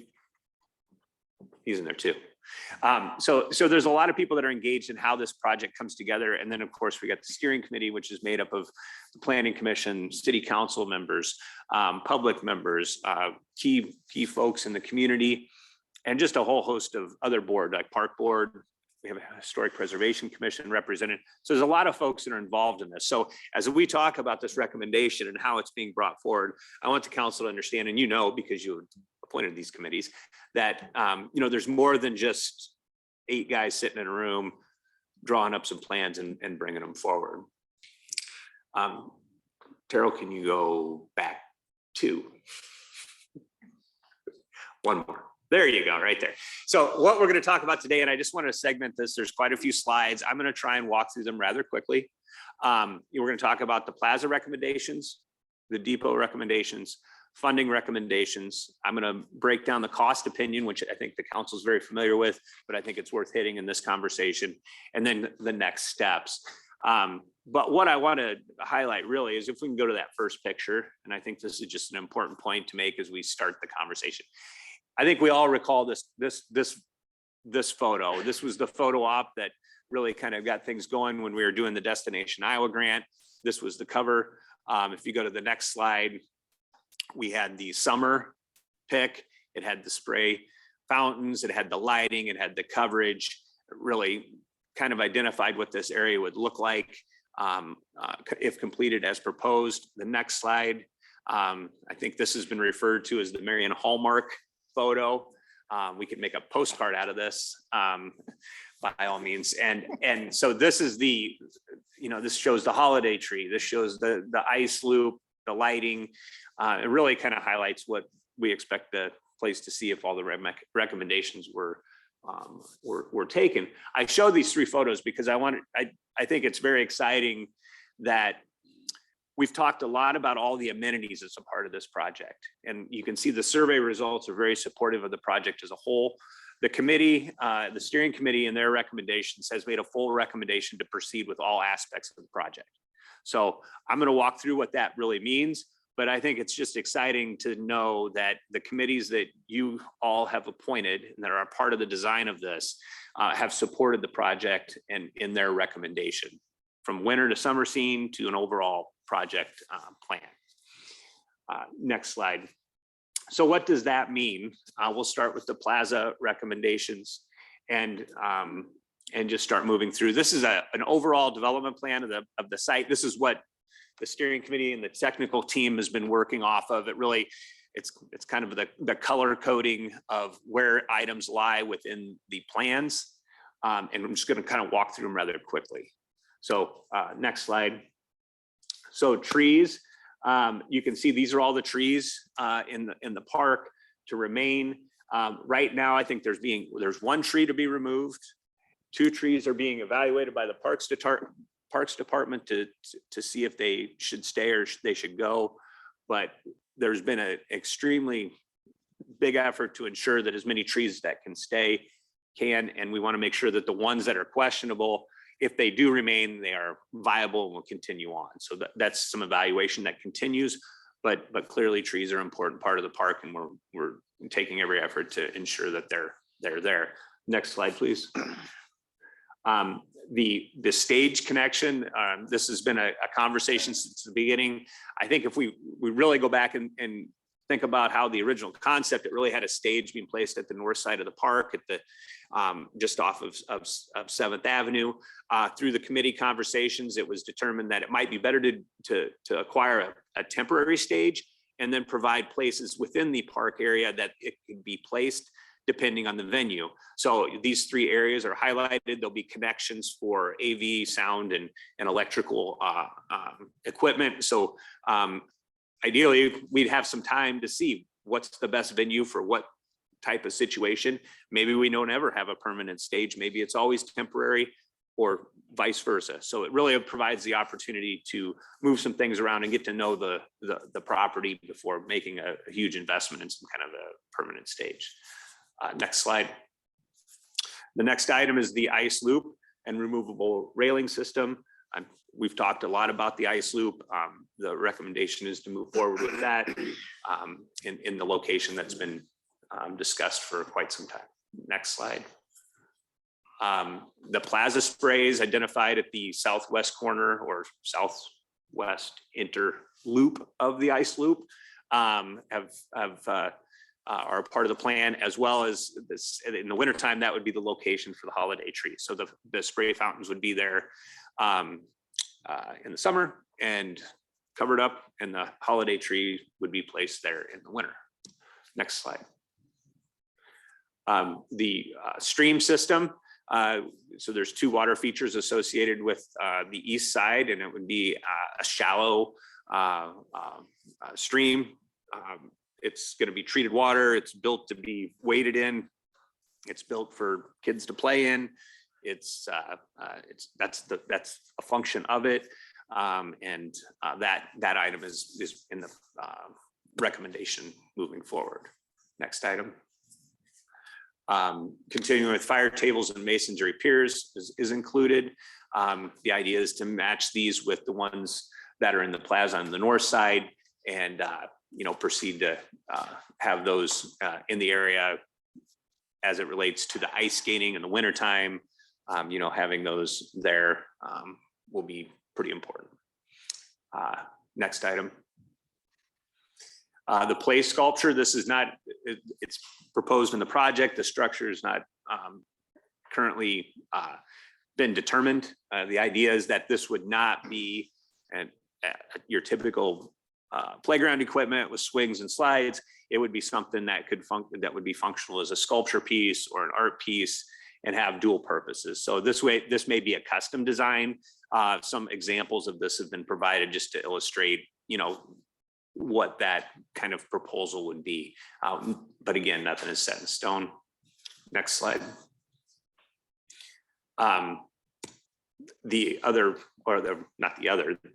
The sculpture piece on the north side is also being planned for. It'll likely be turf.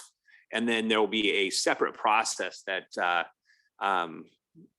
that the city would go through to select. We'd probably use the art council, similar to we did the art in the alley, would select that piece, and it would be a separate project. So there would be a public outreach and a jury awarding of that art piece. So we don't have what that's going to be, but we do have the space and would ensure that We're not going to make any improvements there. If you recall, when we did a lot of the art pieces, they required separate footings and foundations that have to be engineered and such. So, but there will be a space for that, and it's in the plans. Next item. The plant beds are included, and they're highlighted in the site plan. And if you need to see that, or if you want to see this, take some time on Thursday. If you have questions, please feel free to ask. But there's plant beds throughout. The idea is that we don't want to create, nothing but concrete, but have some soft edges around the project area. Next slide. This was a major piece of conversation at the committee level, steering committee and technical. Everybody loves the turf at the park. We're really, really wanting to see it improved.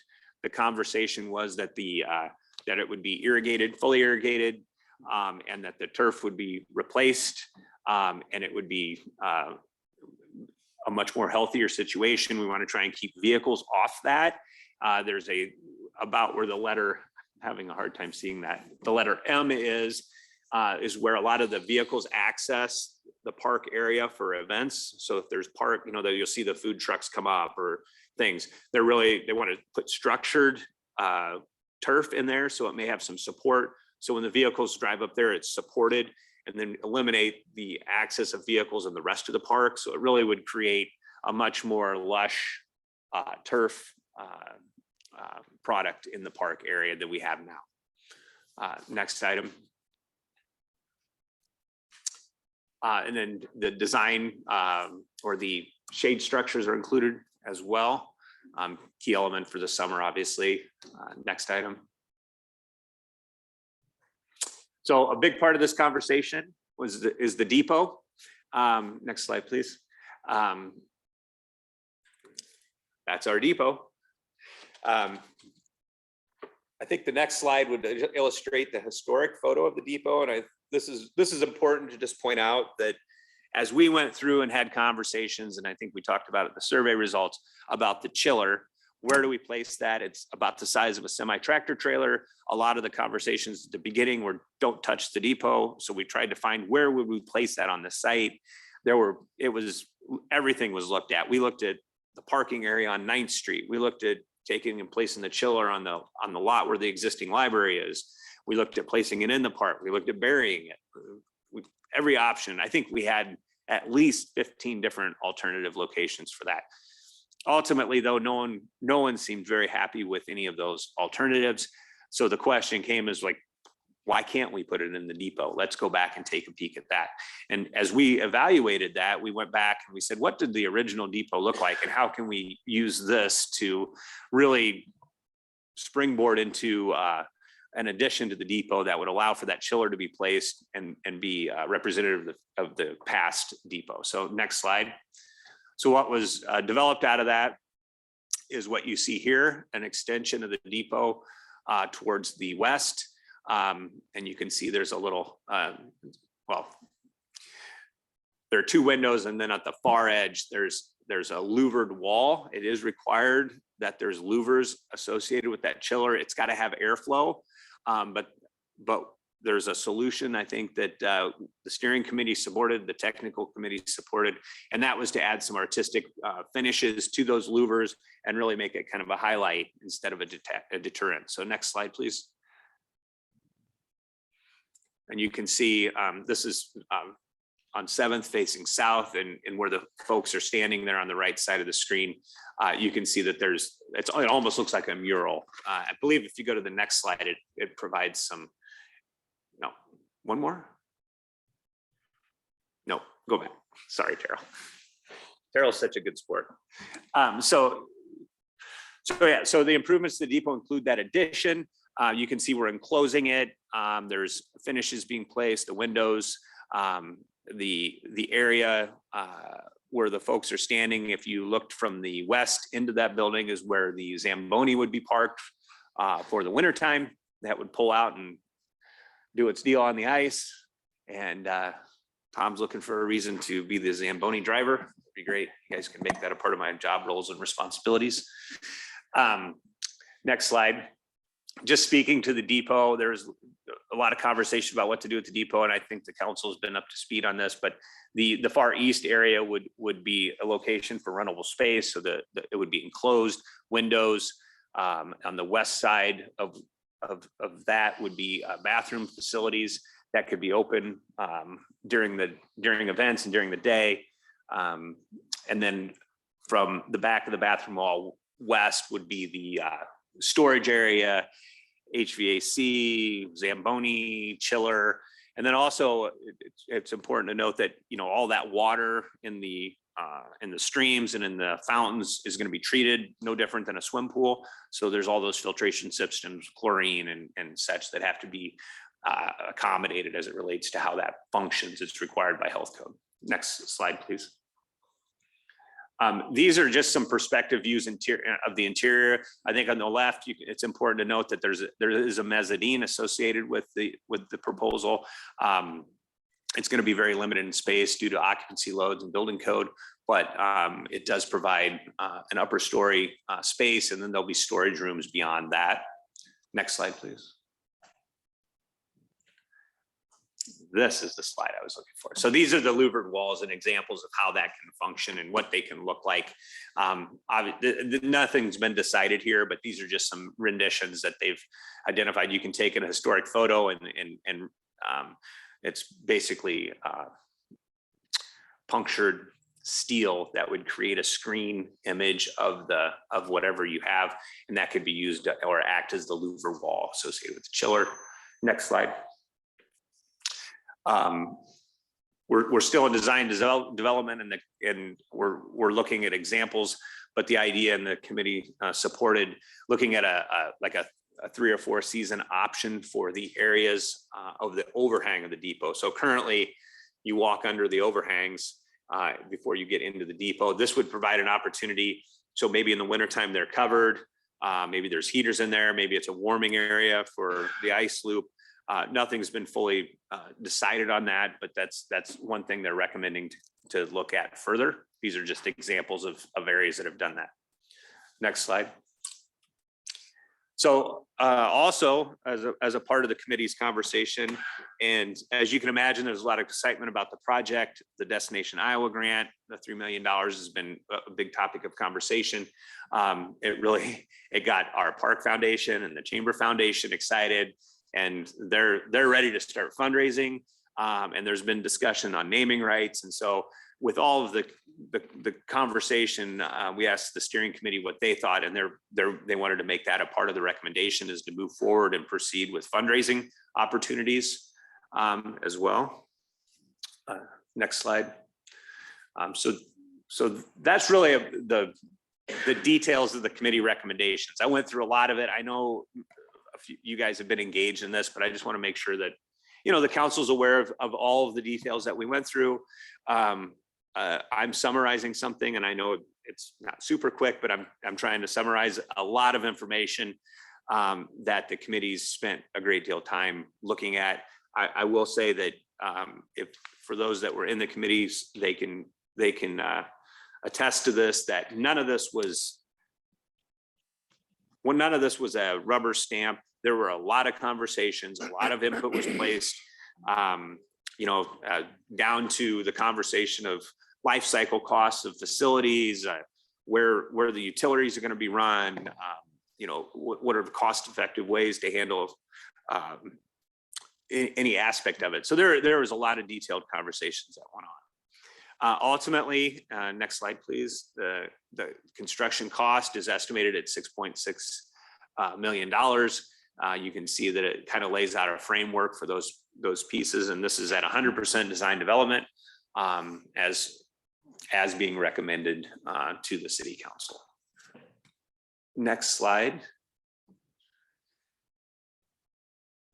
So based on where we stand today and the motion before the council on Thursday, you can see that we have a few council meetings between now and December, just to kind of lay some groundwork. If the council does move forward with the motion on the agenda, you would see we've got some time, but really we're we're coming into the gun and with the idea of trying to finalize construction documents in December or January. Now, with the recent conversation about going with the construction manager at risk for the project, that's going to add some complexities to this as well.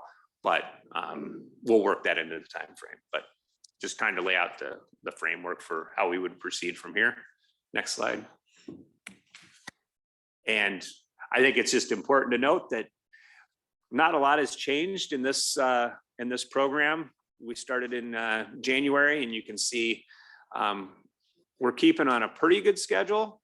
And we're hopeful that the construction documents and the final detailing can be developed in a manner that would allow us to bid the project or start the construction of the project in the spring. Any questions? Questions? None at all? Go ahead. Well, I think I have more questions now than I did at the beginning of today's work session.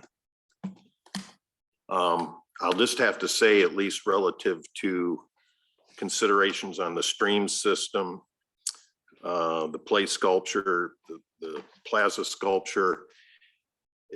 Tom, you've introduced some new detail that I think are important for us to consider.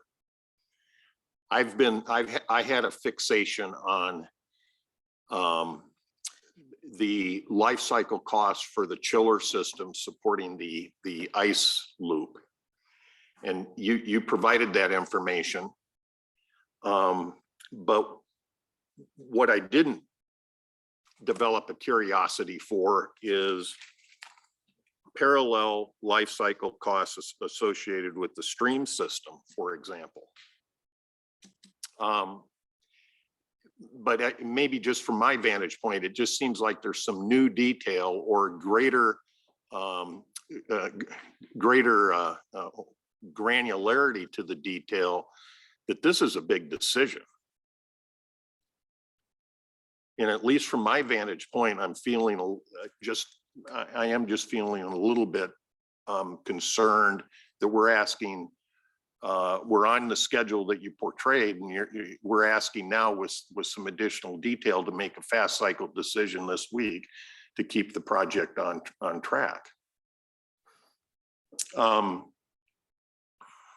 So I just, that's my just general concern. And perhaps I can educate myself in the next 72 hours to understand these different things.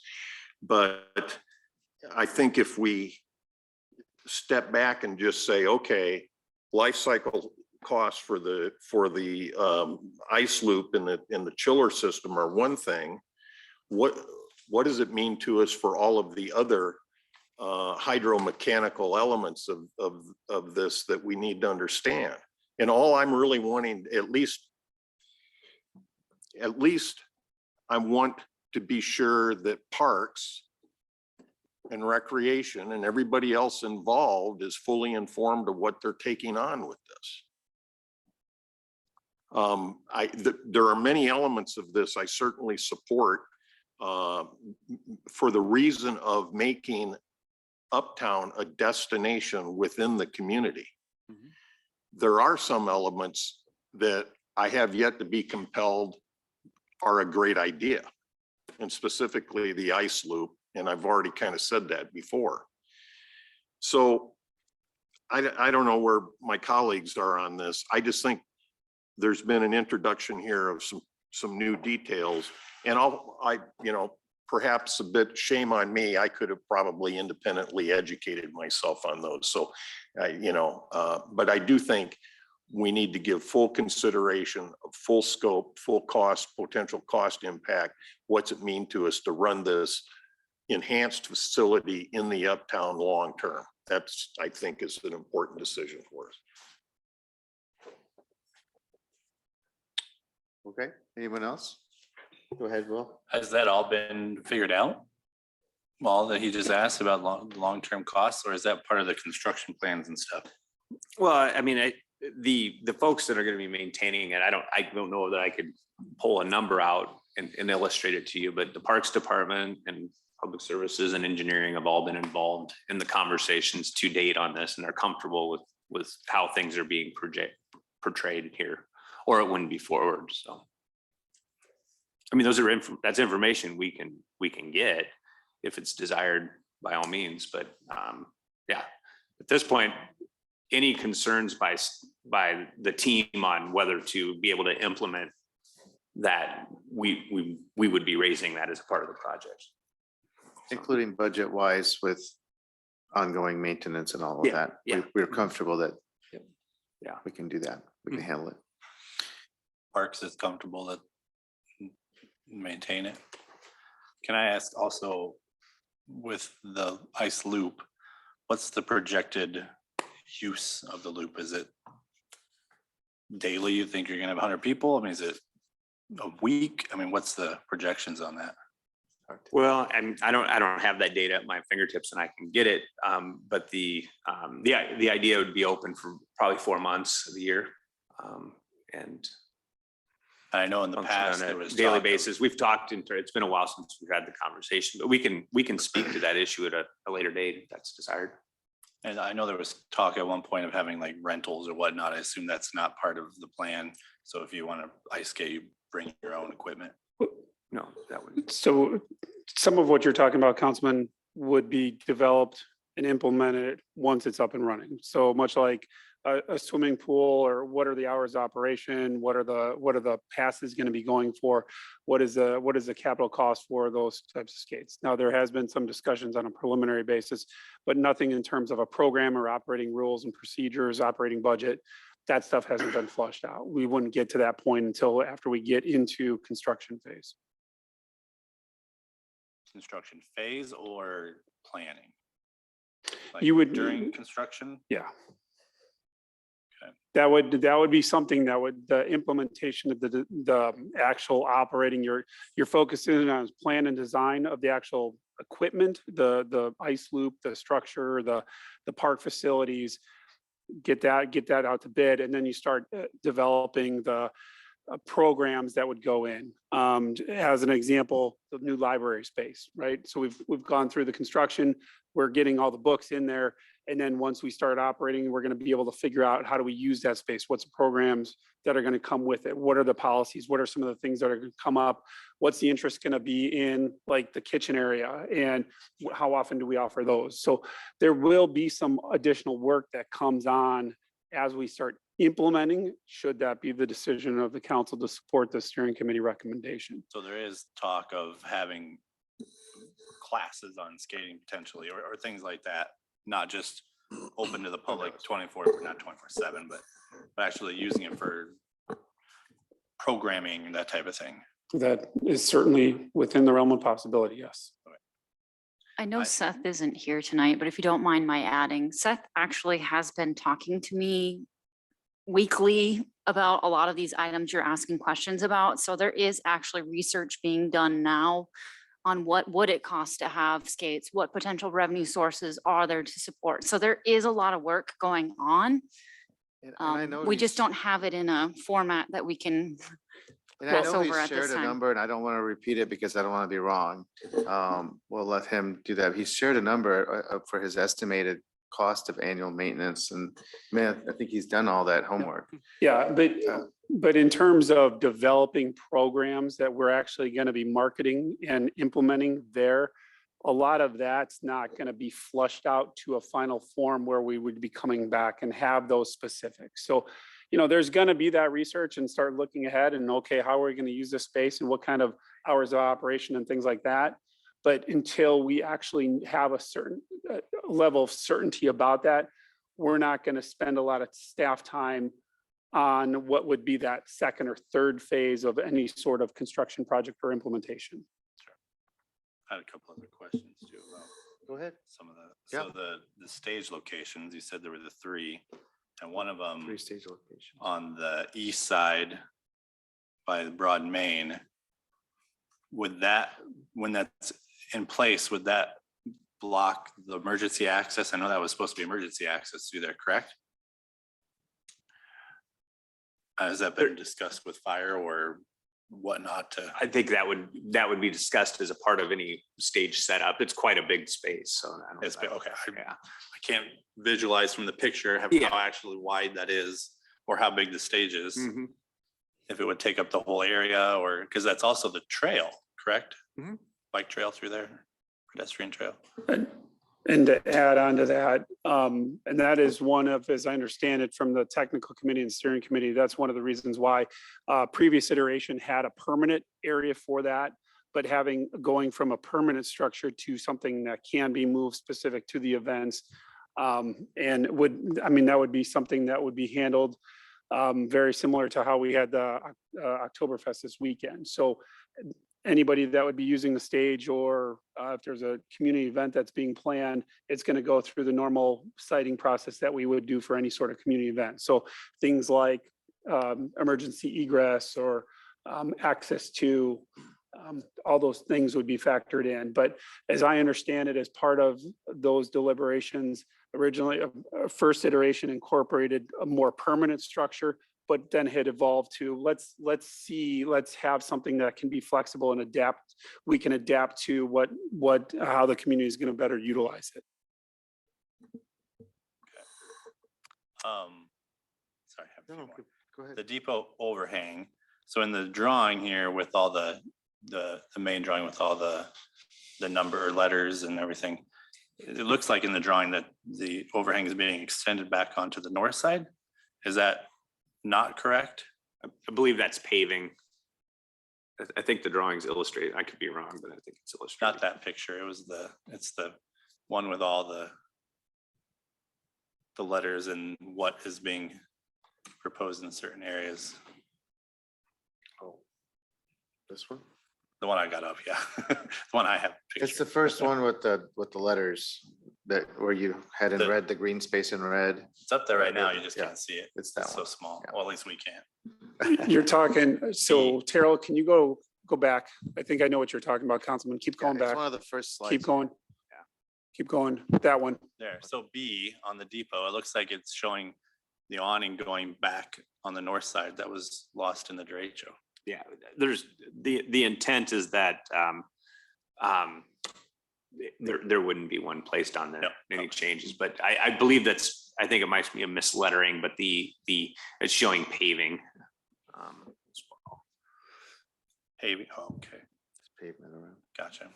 And is there plans to add more trees to the green space or just keep the ones that are there? Under this plan, the idea is to keep what's there, but that evaluation still. That's still. Yeah, that's something I know Seth has asked if RDG can actually provide like a separate tree planting plan for the park so that, I mean, they know when they touch a tree in that park that it's going to be looked at. So they'd like to have as a plan of how they're going to address each and every tree.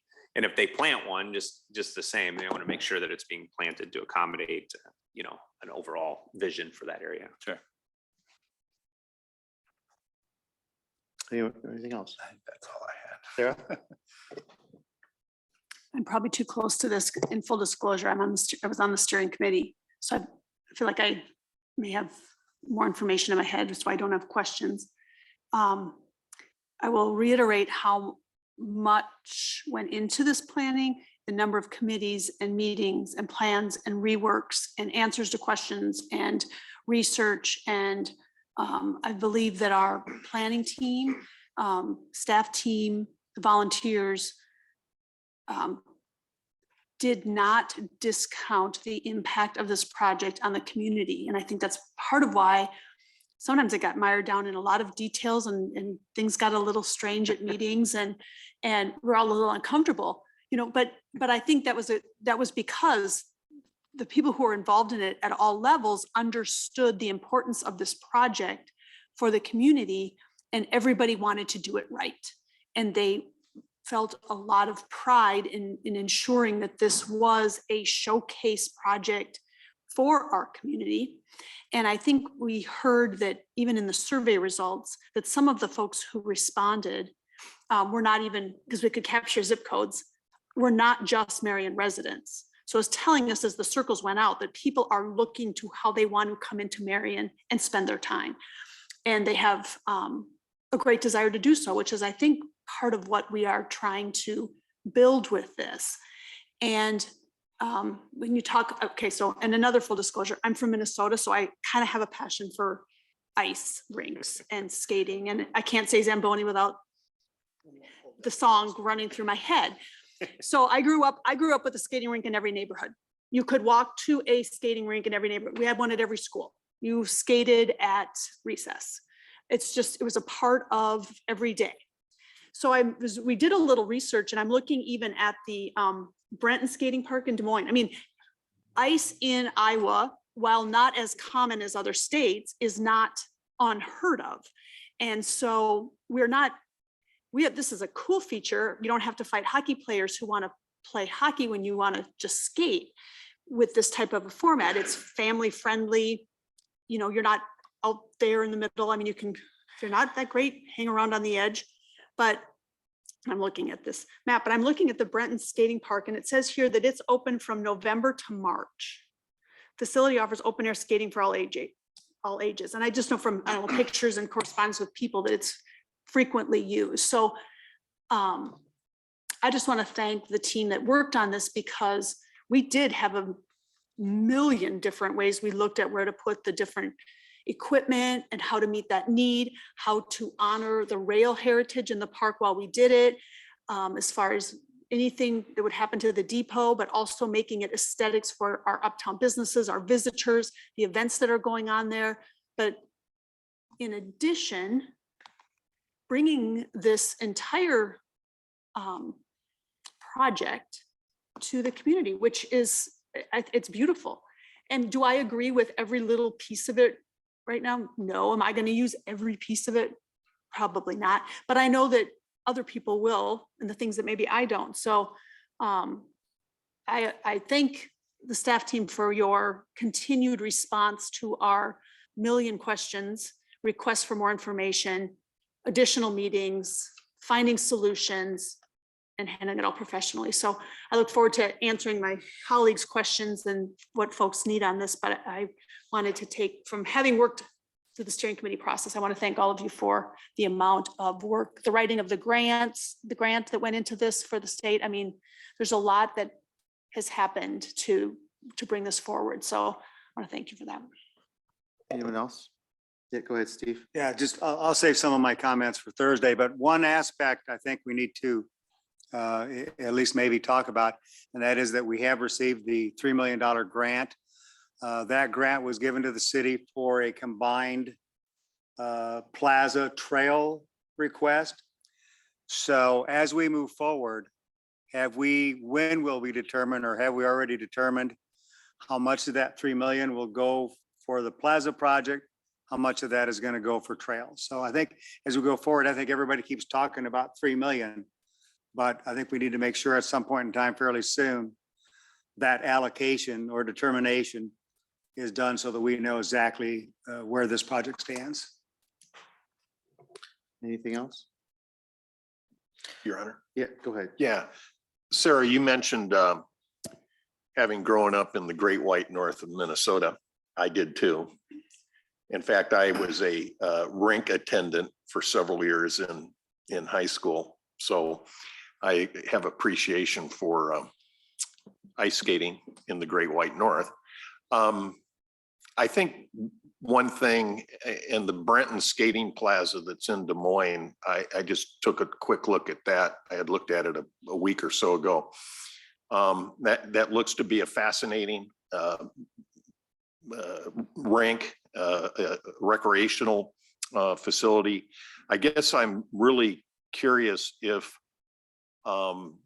the designers, and I think it was B32 Degrees, the firm name, if they have any outdoor refrigerated rinks that exist in Iowa or nearby, if they could just, give us a listing of where those might be. I'm just curious.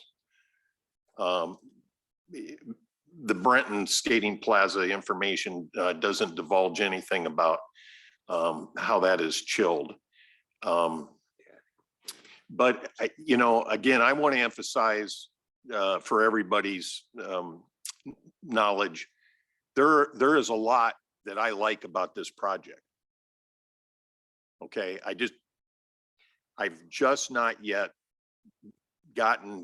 been compelled to get energized about the ice loop because of weather variability. We know how our winters can be. I think last year, the streetscape project was able to cover a lot of ground because weather was nice way into December.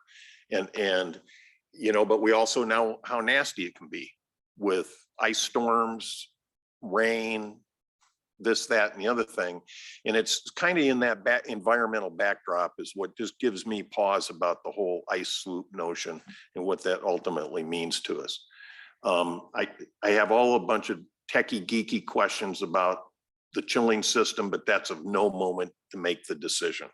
Okay. It might make me sleep better, but that's not our objective here. So anyway, so if there's other refrigerated rinks in Iowa that are outdoors that at least we can understand exist, that would be a useful data point for us. Okay, any other questions for staff on this item? My only question is, you talked about fundraising.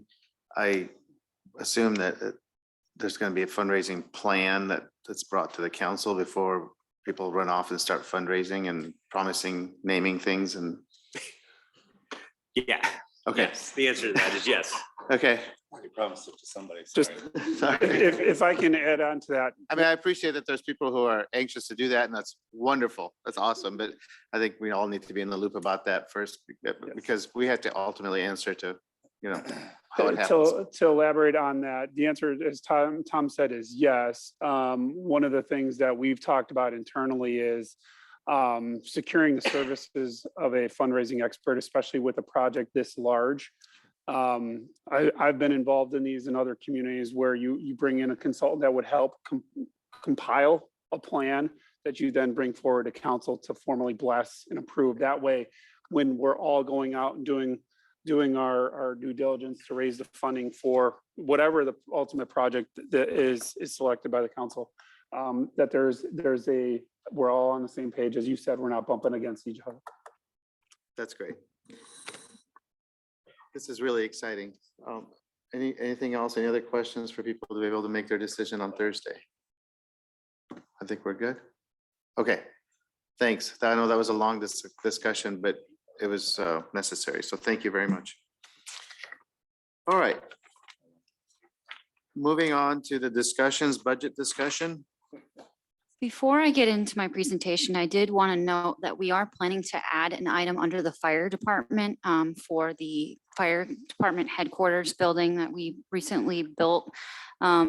With council's blessing, we'd like to add a fifth and final amendment to the OPN architects agreement in the amount of approximately $46,000, and that will allow us to make final payment and put a close to that contract. So that'll be on the agenda. On That would be Thursday. on the agenda for Thursday on the regular agenda. And everybody get that? It's a new item that's being added. Correct? Okay. Okay, so moving on to the budget discussion, you recall the last meeting, we discussed the capital improvement program. On the budget calendar, we did have that we would be setting the public hearing at this meeting. We are actively working with DA Davidson to model that existing plan and incorporate it into the funds. So we will pause and wait on setting a public hearing until we have a more formalized plan for city council and have gotten the discussions and feedback. So the discussion for tonight is asset replacement. Just highlighting how our current program works today. The financial policy currently is that we schedule items that are of $500 or greater. So departments keep and maintain their own asset replacement schedules, and they review and update those annually with the budget. I will say that many of these are under development, especially as new buildings have come online, namely the library department and the new fire station headquarters. Usually these items are budgeted each year simply as they are requested with the departments. There are times where we have delayed items, namely vehicles, or departments may choose to defer equipment because it's still in good operating condition. And one issue that I want to highlight is the fact that we have increased fleet with older vehicles, namely retired police cars. You see them in the Parks Department, you see them, there's one at the library. We're currently utilizing 2 in the engineering department. So that creates an issue as we go to replace. Looking at the numbers, I wanted to just kind of share this historical look. I've highlighted the net, so the difference between revenue and expense year over year. This is going back to 2018. Really quick, would like to highlight the fact that our transfers in from the general fund a lot over the years has stayed fairly stagnant and has not increased with inflation or with the amount of equipment that has increased. You will note in 2020, we did transfer 1.327 million, which was over and above the 727 previously. However, that particular year, those of you that are on council may recall a discussion at the end of the year when we had an amount of money in the general fund left over at the end of the fiscal year that we had suggested making an additional transfer. So that was not a budgeted transfer. That was one that was made when we saw we had some leftover dollars. And then you do see that we did increase 100,000 going into that 2021 year. And then you will also note that in 2018 and 2019, we did subsidize this fund with some local option sales tax to replace the aerial, one of the larger pieces of equipment in the fire department. Looking at the 2023 budget, if you're wondering what is making up that increase in expenditure of 1.89 million, there's approximately 600,000 for the police department, namely mostly vehicles and IT, 625,000 for fire, and 430,000 for parks. So as we look forward, what I've tried to do is take the different asset replacement schedules, which I will say one thing we're working towards is standardization, as departments have been keeping these for a number of years, trying to get them all into the same format and template so that they are easy to combine and summarize, is something we've been working towards. So just for the element of viewing, I increased the transfers in this model to 3% per year. I know inflation this past year has been a lot higher than that, but as you're looking at the forward projections coming from the federal government, as far as economic projections go, they are expecting inflation to come back down and then maintain a level closer to 3% in the future. So just modeling the 3%, so you can see the numbers, and then taking those totals from those asset replacement schedules. I've plugged in those expenditures and you can see the net numbers, negative 1.5 million, negative 1.237 million, and it goes forward from there. At that rate, if we don't either increase or come up with a new methodology for taking care of this, you would actually run out of money in 2027 in this fund. That being said, what are we looking at for fiscal year 2023, 2024 as far as replacements go? Fire engine number 94 in the amount of $1 million. I'll let you read the list. I don't need to read the list because it's up there. But these are kind of the bigger items that we're looking at as we look at 2024. And our next steps then is to build that model with DA Davidson, increase funding to the equipment reserve fund, and try and keep up with inflation. And I think it's worth noting that in the police department, their vehicle state bid, I believe over 1 year, the cost of one vehicle increased $8,000. And then overall discontinue this practice of increasing fleet with older vehicles. I know I went through that fairly quickly, but more information will be coming as we get into the budget. DA Davidson right now is actively working on the CI capital improvement programs side. So I have not sent this information, so we have not yet built that model, but this is kind of just the state of the state. Any Are you questions? ready for questions? Questions for Leanne? Go ahead, Will, and then Steve. No? Go ahead, Will. Discontinue practice of increasing fleet with older vehicles. Is that what you mean when you talk about old police cars were being used in other departments? Yes. Why would, What's the benefit of discontinuing that use? So when I say discontinue, I'm meaning increasing fleet. So you would have the practice of, the intended practice is that when a police vehicle is at end of life, that vehicle may have some service life left, even though it can't be used in police because of the nature of their business. The intent with that is to replace other vehicles that maybe don't have as much mileage within the fleet. So say an engineering intern vehicle. You cycle that out, but you'd still be getting rid of a vehicle, not actually increasing your fleet. So when you increase your fleet, you want to increase with a new vehicle. Does that make, Yes, does yeah, that clarify? Thank you for explaining that. Yep. Anything else? Anyone?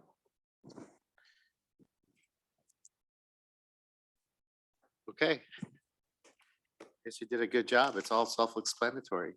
Thank you. Thank you. Better me, I guess. Or Tom, or you out? Or Tom Morris out, I know. This was Tom's day today.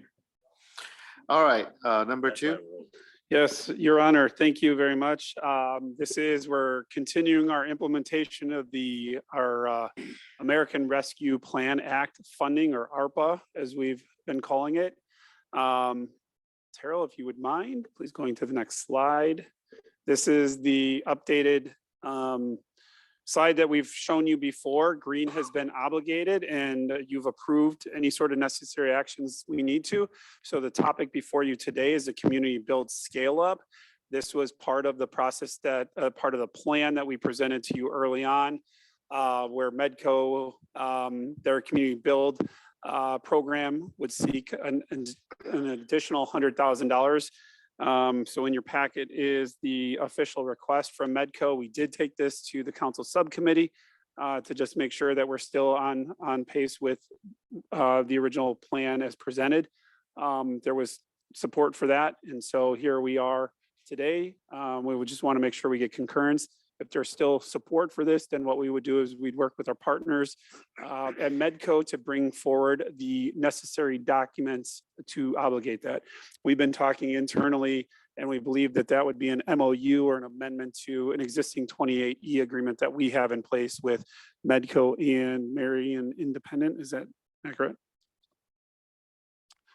So you're looking for a Just- discussion on whether people are generally Still supportive of this. Still supportive of obligating the ARPA dollars in the amount of $100,000 for this program.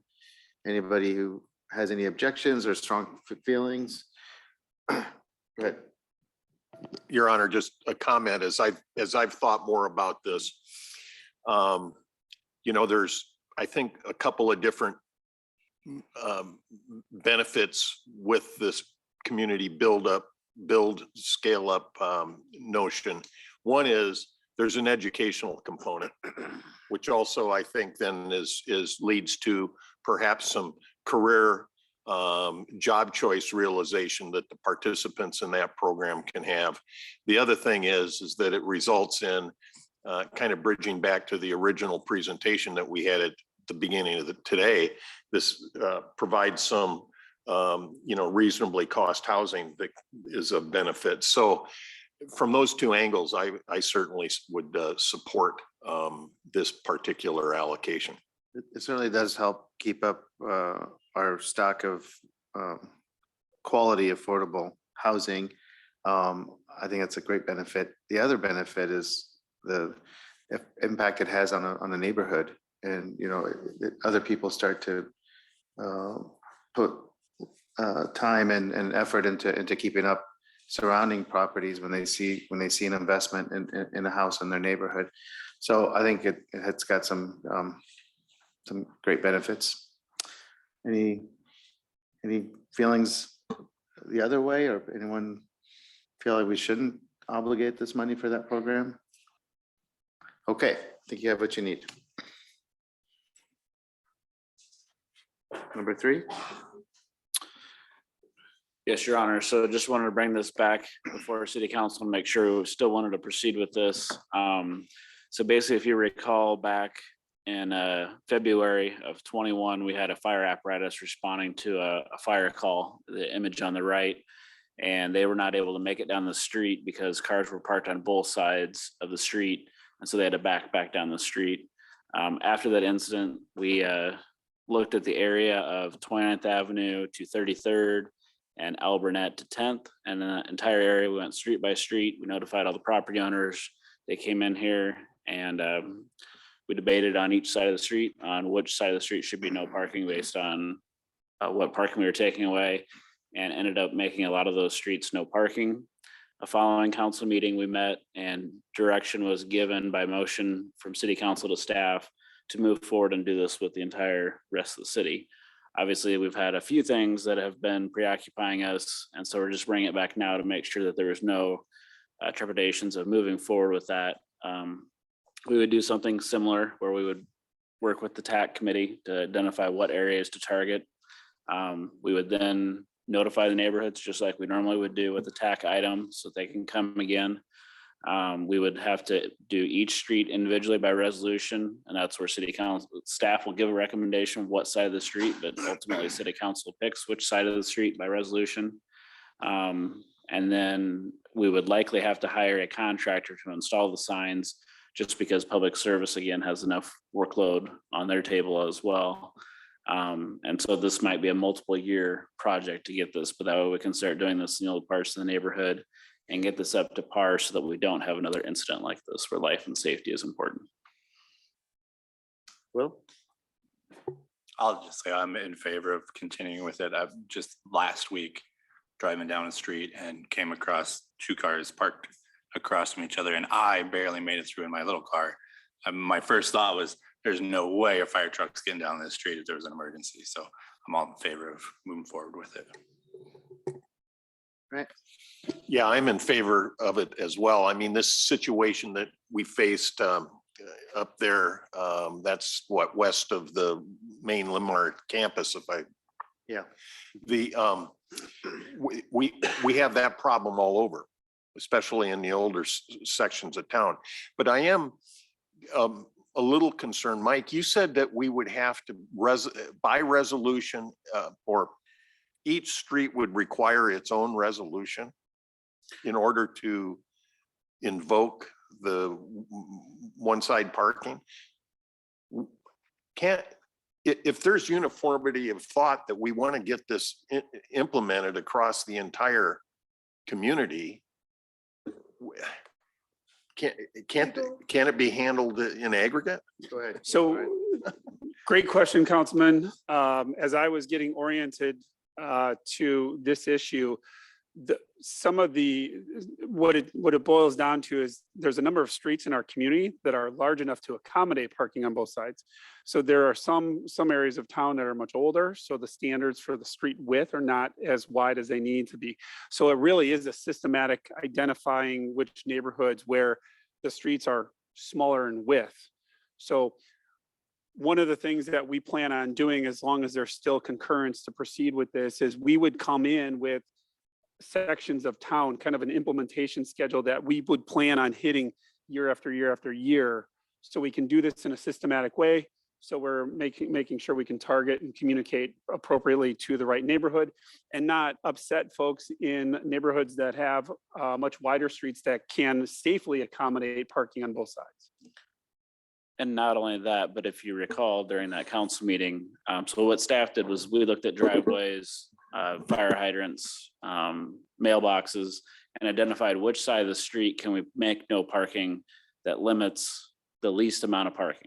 So leave the most amount of parking available that we can while taking one side of the street away. And even with that, city council changed some of those streets because of the people that were in the audience. But it also doesn't, one size fits all does not necessarily apply to all the There were streets. certain considerations that are specific Correct. to a street. Right. You know. And that's why we're not doing the entire city at once. We're taking it chunk by chunk. I get it. I guess I was just seeking some sort of simpler pathway for council action on this. That's all. Yeah, if council is all in agreement, but the problem is you're gonna have that public comment, and if you just had it as a project calendar and accepted all of them at once, I don't think the public would be happy with that. Steve, go ahead. Yeah, I'm also in favor of continuing in this direction as well. But out of curiosity, I know obviously a lot of the newer streets already have parking on only one side. So when we talk about how much of the city streets will come under siege for this, do you have any rough idea what percentage that might be, Mike? I do have staff that has already actually looked at that, and we have a giant map with it marked out. I don't know the percent of the impact. The ordinance was 714, so it was adopted in 2014. So it could likely be any street that was built before 2014. So that, I mean, Oh, but before again, 2014, okay. that's probably older streets. But Yeah. any of them that are built today, standard, if they don't meet the width requirement, are only allowed to have parking on one side. Okay, thanks.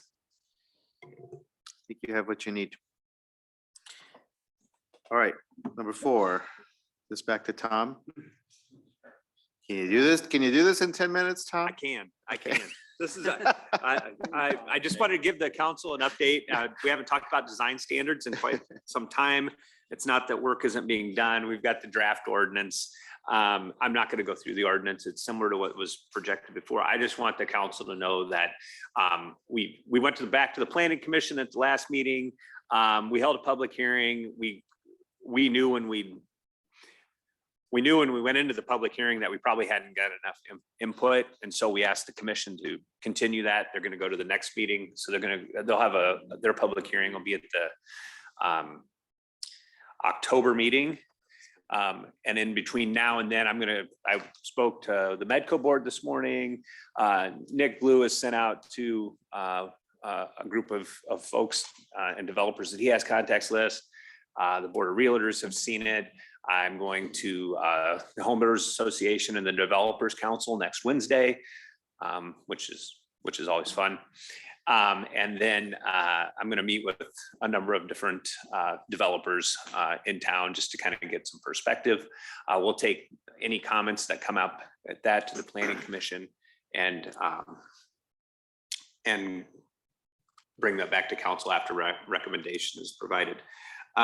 So the next slide, sorry. As you'll recall, there were primary and secondary materials identified in the ordinance that was presented in the last year, specifically identifying the 75% of the facade should be a primary material. The remaining would be a trim material. And then the multifamily projects, after review by the Planning Commission and comments and seeing some of the recent projects and also understanding costs, they made a recommendation that the multifamily projects go to 50% primary material. Council can take that in their consideration and we can talk about it at that time, but that's what they've indicated. So that'll be a question that's a little different than what I think the council had projected last year. That does exclude glass, and I like to say this because if you take a peek at projects, you'll drive by quickly and say, well, that's not 50% of the facade. Well, if you take the glass out, it usually gets to about a third of the building. So just be cognizant of that as you're reviewing projects and what that looks like in the built environment. I did put this illustration on the top. That drawing is what we would expect to see from the development community. That illustrates the elevation, talks about the colors, materials, palettes. I know the council likes to see the 3D renderings. We ask for those, and we'd like to make that as a standard practice that they need to provide us an architectural rendering in a 3-dimensional model as well. One thing that we get caught up in the primary and secondary material conversation, but if you go to the next slide, I think I highlight, I didn't, it's in the 2 back, sorry, Terrell, is the establish a site plan review process. And I think that's important. Right now, and I know the council will be driving around and you'll be like, well, how did that building get there? I didn't know that was happening. With what we're proposing in this, there'd be a site plan review process for anything over a 5-plex. So it would be commercial, industrial, multifamily. There'd be a site plan that goes through a process. Now, the way the ordinance is written, it would be reviewed internally, elevations, site plan, and then that would go to the Planning Commission for approval. If the Planning Commission approves it, the council wouldn't see it. for review. I do intend on including those in a packet as kind of a forward that along and say these projects were approved. So you can see the site plan and the packets that were approved. But if the commission says we're going to deny it, they can appeal that decision to the city council. So that's one of the provisions within the code that we're trying to get to. So I don't want to clog up city council with every site plan. If the planning commission can do some of that work ahead of time, I do think, and we mentioned this during the comprehensive plan, that having some consistency in conversations on a more regular basis with the planning commission to ensure that criteria and evaluations are happening and there's an understanding of expectation by council, and the council can hear from the planning commission on what issues and concerns are being brought forward. So that's a part of this ordinance too. I know that hasn't been talked about a lot, but just so you're aware that that's a piece to it. It's an important piece. There we go. And community, I spoke about the community outreach in the last slide here. Just that, like I said, October 11th, public hearing. If everything goes swimmingly, we'd be at the city council on November 3rd. What I would ask is, and just because it's design standards and this council knows what these things impact developers, and some people pay attention and some don't. If we leave that public hearing open, you can see we would be approving the final reading on December 8th. And here we are at whatever the date is. I can't even read my watch. My eyes are so bad. But that's plenty of time for public comment as it relates to this ordinance. And I'd just like to provide as much as we can to ensure that when it is adopted, there's not this major concern with no one was notified of such. So that's what I would ask. And that's the update. So we're moving that forward, and we'll keep you posted.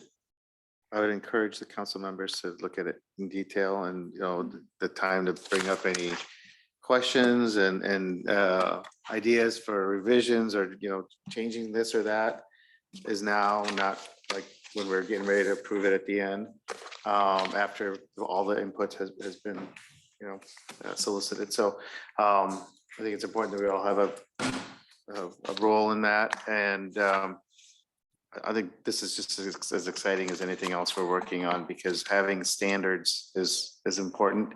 Developers know what's expected before they even propose a project, and you lower the potential for conflict when they get to the council approval stage and we say, no, we don't like this because of the materials or whatever it is. So I think it's just good for everyone, and I think it just raises the standard in the whole community. I'm really happy that we're doing this, so thank you. So Tom, quick question. When we're talking about the design standards, and obviously everything you talked about there was materials primarily on the exterior of the buildings, is this also going to be including trees and plantings, all the required minimums? And I bring that up not from two perspectives. One is if it's on a back street, maybe that's one definition. If it's on one of our main roads, maybe there's another definition. So are trees and plantings part of the design standards? We currently have a standard for it. It's not included in this design process. It's in our code though. I can't quote it verbatim. One of the, like right now in a single family lot, you're required to plant one tree in the front yard. We're working with the Parks Department and public service. We really want street trees. For years, that's been a conversation. I know we've had a couple internal meetings to get that propagated. I wish Kylie was here to wave his fist and say we really need street trees, but that's something that would really would be impressive for our community and our neighborhoods. So, but that's not a part of this, to answer your question shortly. So, well, I know we've had a few buildings go up on Highway 13 with insufficient, in my opinion, is insufficient trees and plantings. No plantings. No plant, well, that's why I said insufficient. So that's why I'm bringing it up, where they're able to put up a commercial building, but yet not having to put up anything on, say, the Highway 13 side. So do we have a gap there? Do we have a hole where they can put up a commercial building, but yet not have any required plantings? I just have to look at the ordinance to be sure. We have buffer You know what zones, I'm but I don't talking- you think know we which building buffer I'm talking highways, about. but yeah. Okay. Yep. All right. Okay, go ahead, Sarah, and then Will. Just real quick, industrial not included. Correct. Do we have, without looking at the map, how many of our gateway entrance points have industrial right up to them? Where you would be, like, if we're looking at, I mean, I think of it from a gateway perspective, and as you're entering and back to kind of the concerns that Councilman Jensen was talking about, you know, if that's excluded and they're the ones that are part of our gateway, and that's not something we have to solve now, it's just kind of one of those questions that I thought about. Yep. It's a good question. You talked about the plans going to P and Z, and if they get approved, then they don't come to council to try and free up our workload, I guess. How many are you talking? Are there 5 a week, 1 a month? Is it? How many are, because I actually meant to research that. my concern with that, I know we've chatted about this a little bit before. My concern with that though is if something gets approved at P and Z and there's some backlash to it, it's not P and Z that's getting the backlash. We're getting the backlash, but we had no control or no say. I guess maybe a question is too, is if you say it gets approved at P and Z, then we see, but not on the council agenda. Is it something we could say, well, hold on, maybe we should see that? Or is it, once it's approved by P and Z, it's going forward? That's the way the ordinance is proposed. So we wouldn't be able to ask for it to come to us? I mean, The beauty is that you have it in advance. We're going through the comment period now. It's still got to go through that process. We'll make sure we got that note. We'll share that with planning and zoning. But then when it comes back to council, if that change hasn't been made or you're not comfortable with that, that gives us some time to research how many are we really talking about? But then we can get creative in any sort of feedback from council, incorporating it into the ordinance that would allow for that, making sure that you as elected officials are not the lightning rod for something that's not within your ultimate control. Thank you. Okay. Are we good on this one? Yep. Okay, Mr. Sternad. Mayor, I move to adjourn to closed session regarding personnel matters as permitted under sections 21.51I of the Code of Iowa. This will be 2 separate matters. Second. It's been moved by Councilmember Sternad, seconded by Councilmember Harper to adjourn to closed session regarding personnel matters as permitted under section 21.51I of the Code of Iowa. May we have the legal counsel's statement, please? Thank you, Your Honor. I've reviewed the proposed subject matter for the closed session and find the same to be appropriate under Iowa Code Section 21.51I. Thank you. Any discussion before we vote? Okay, roll call, please. Mr. Harper, Yes. Mr. Jensen. Yes. Mayor Abu Wassily. Yes. Mr. Brandt, Yes. Ms. Menzer, Yes. Mr. Sterned. Yes. Okay, thank you for joining us. We're adjourned to closed session.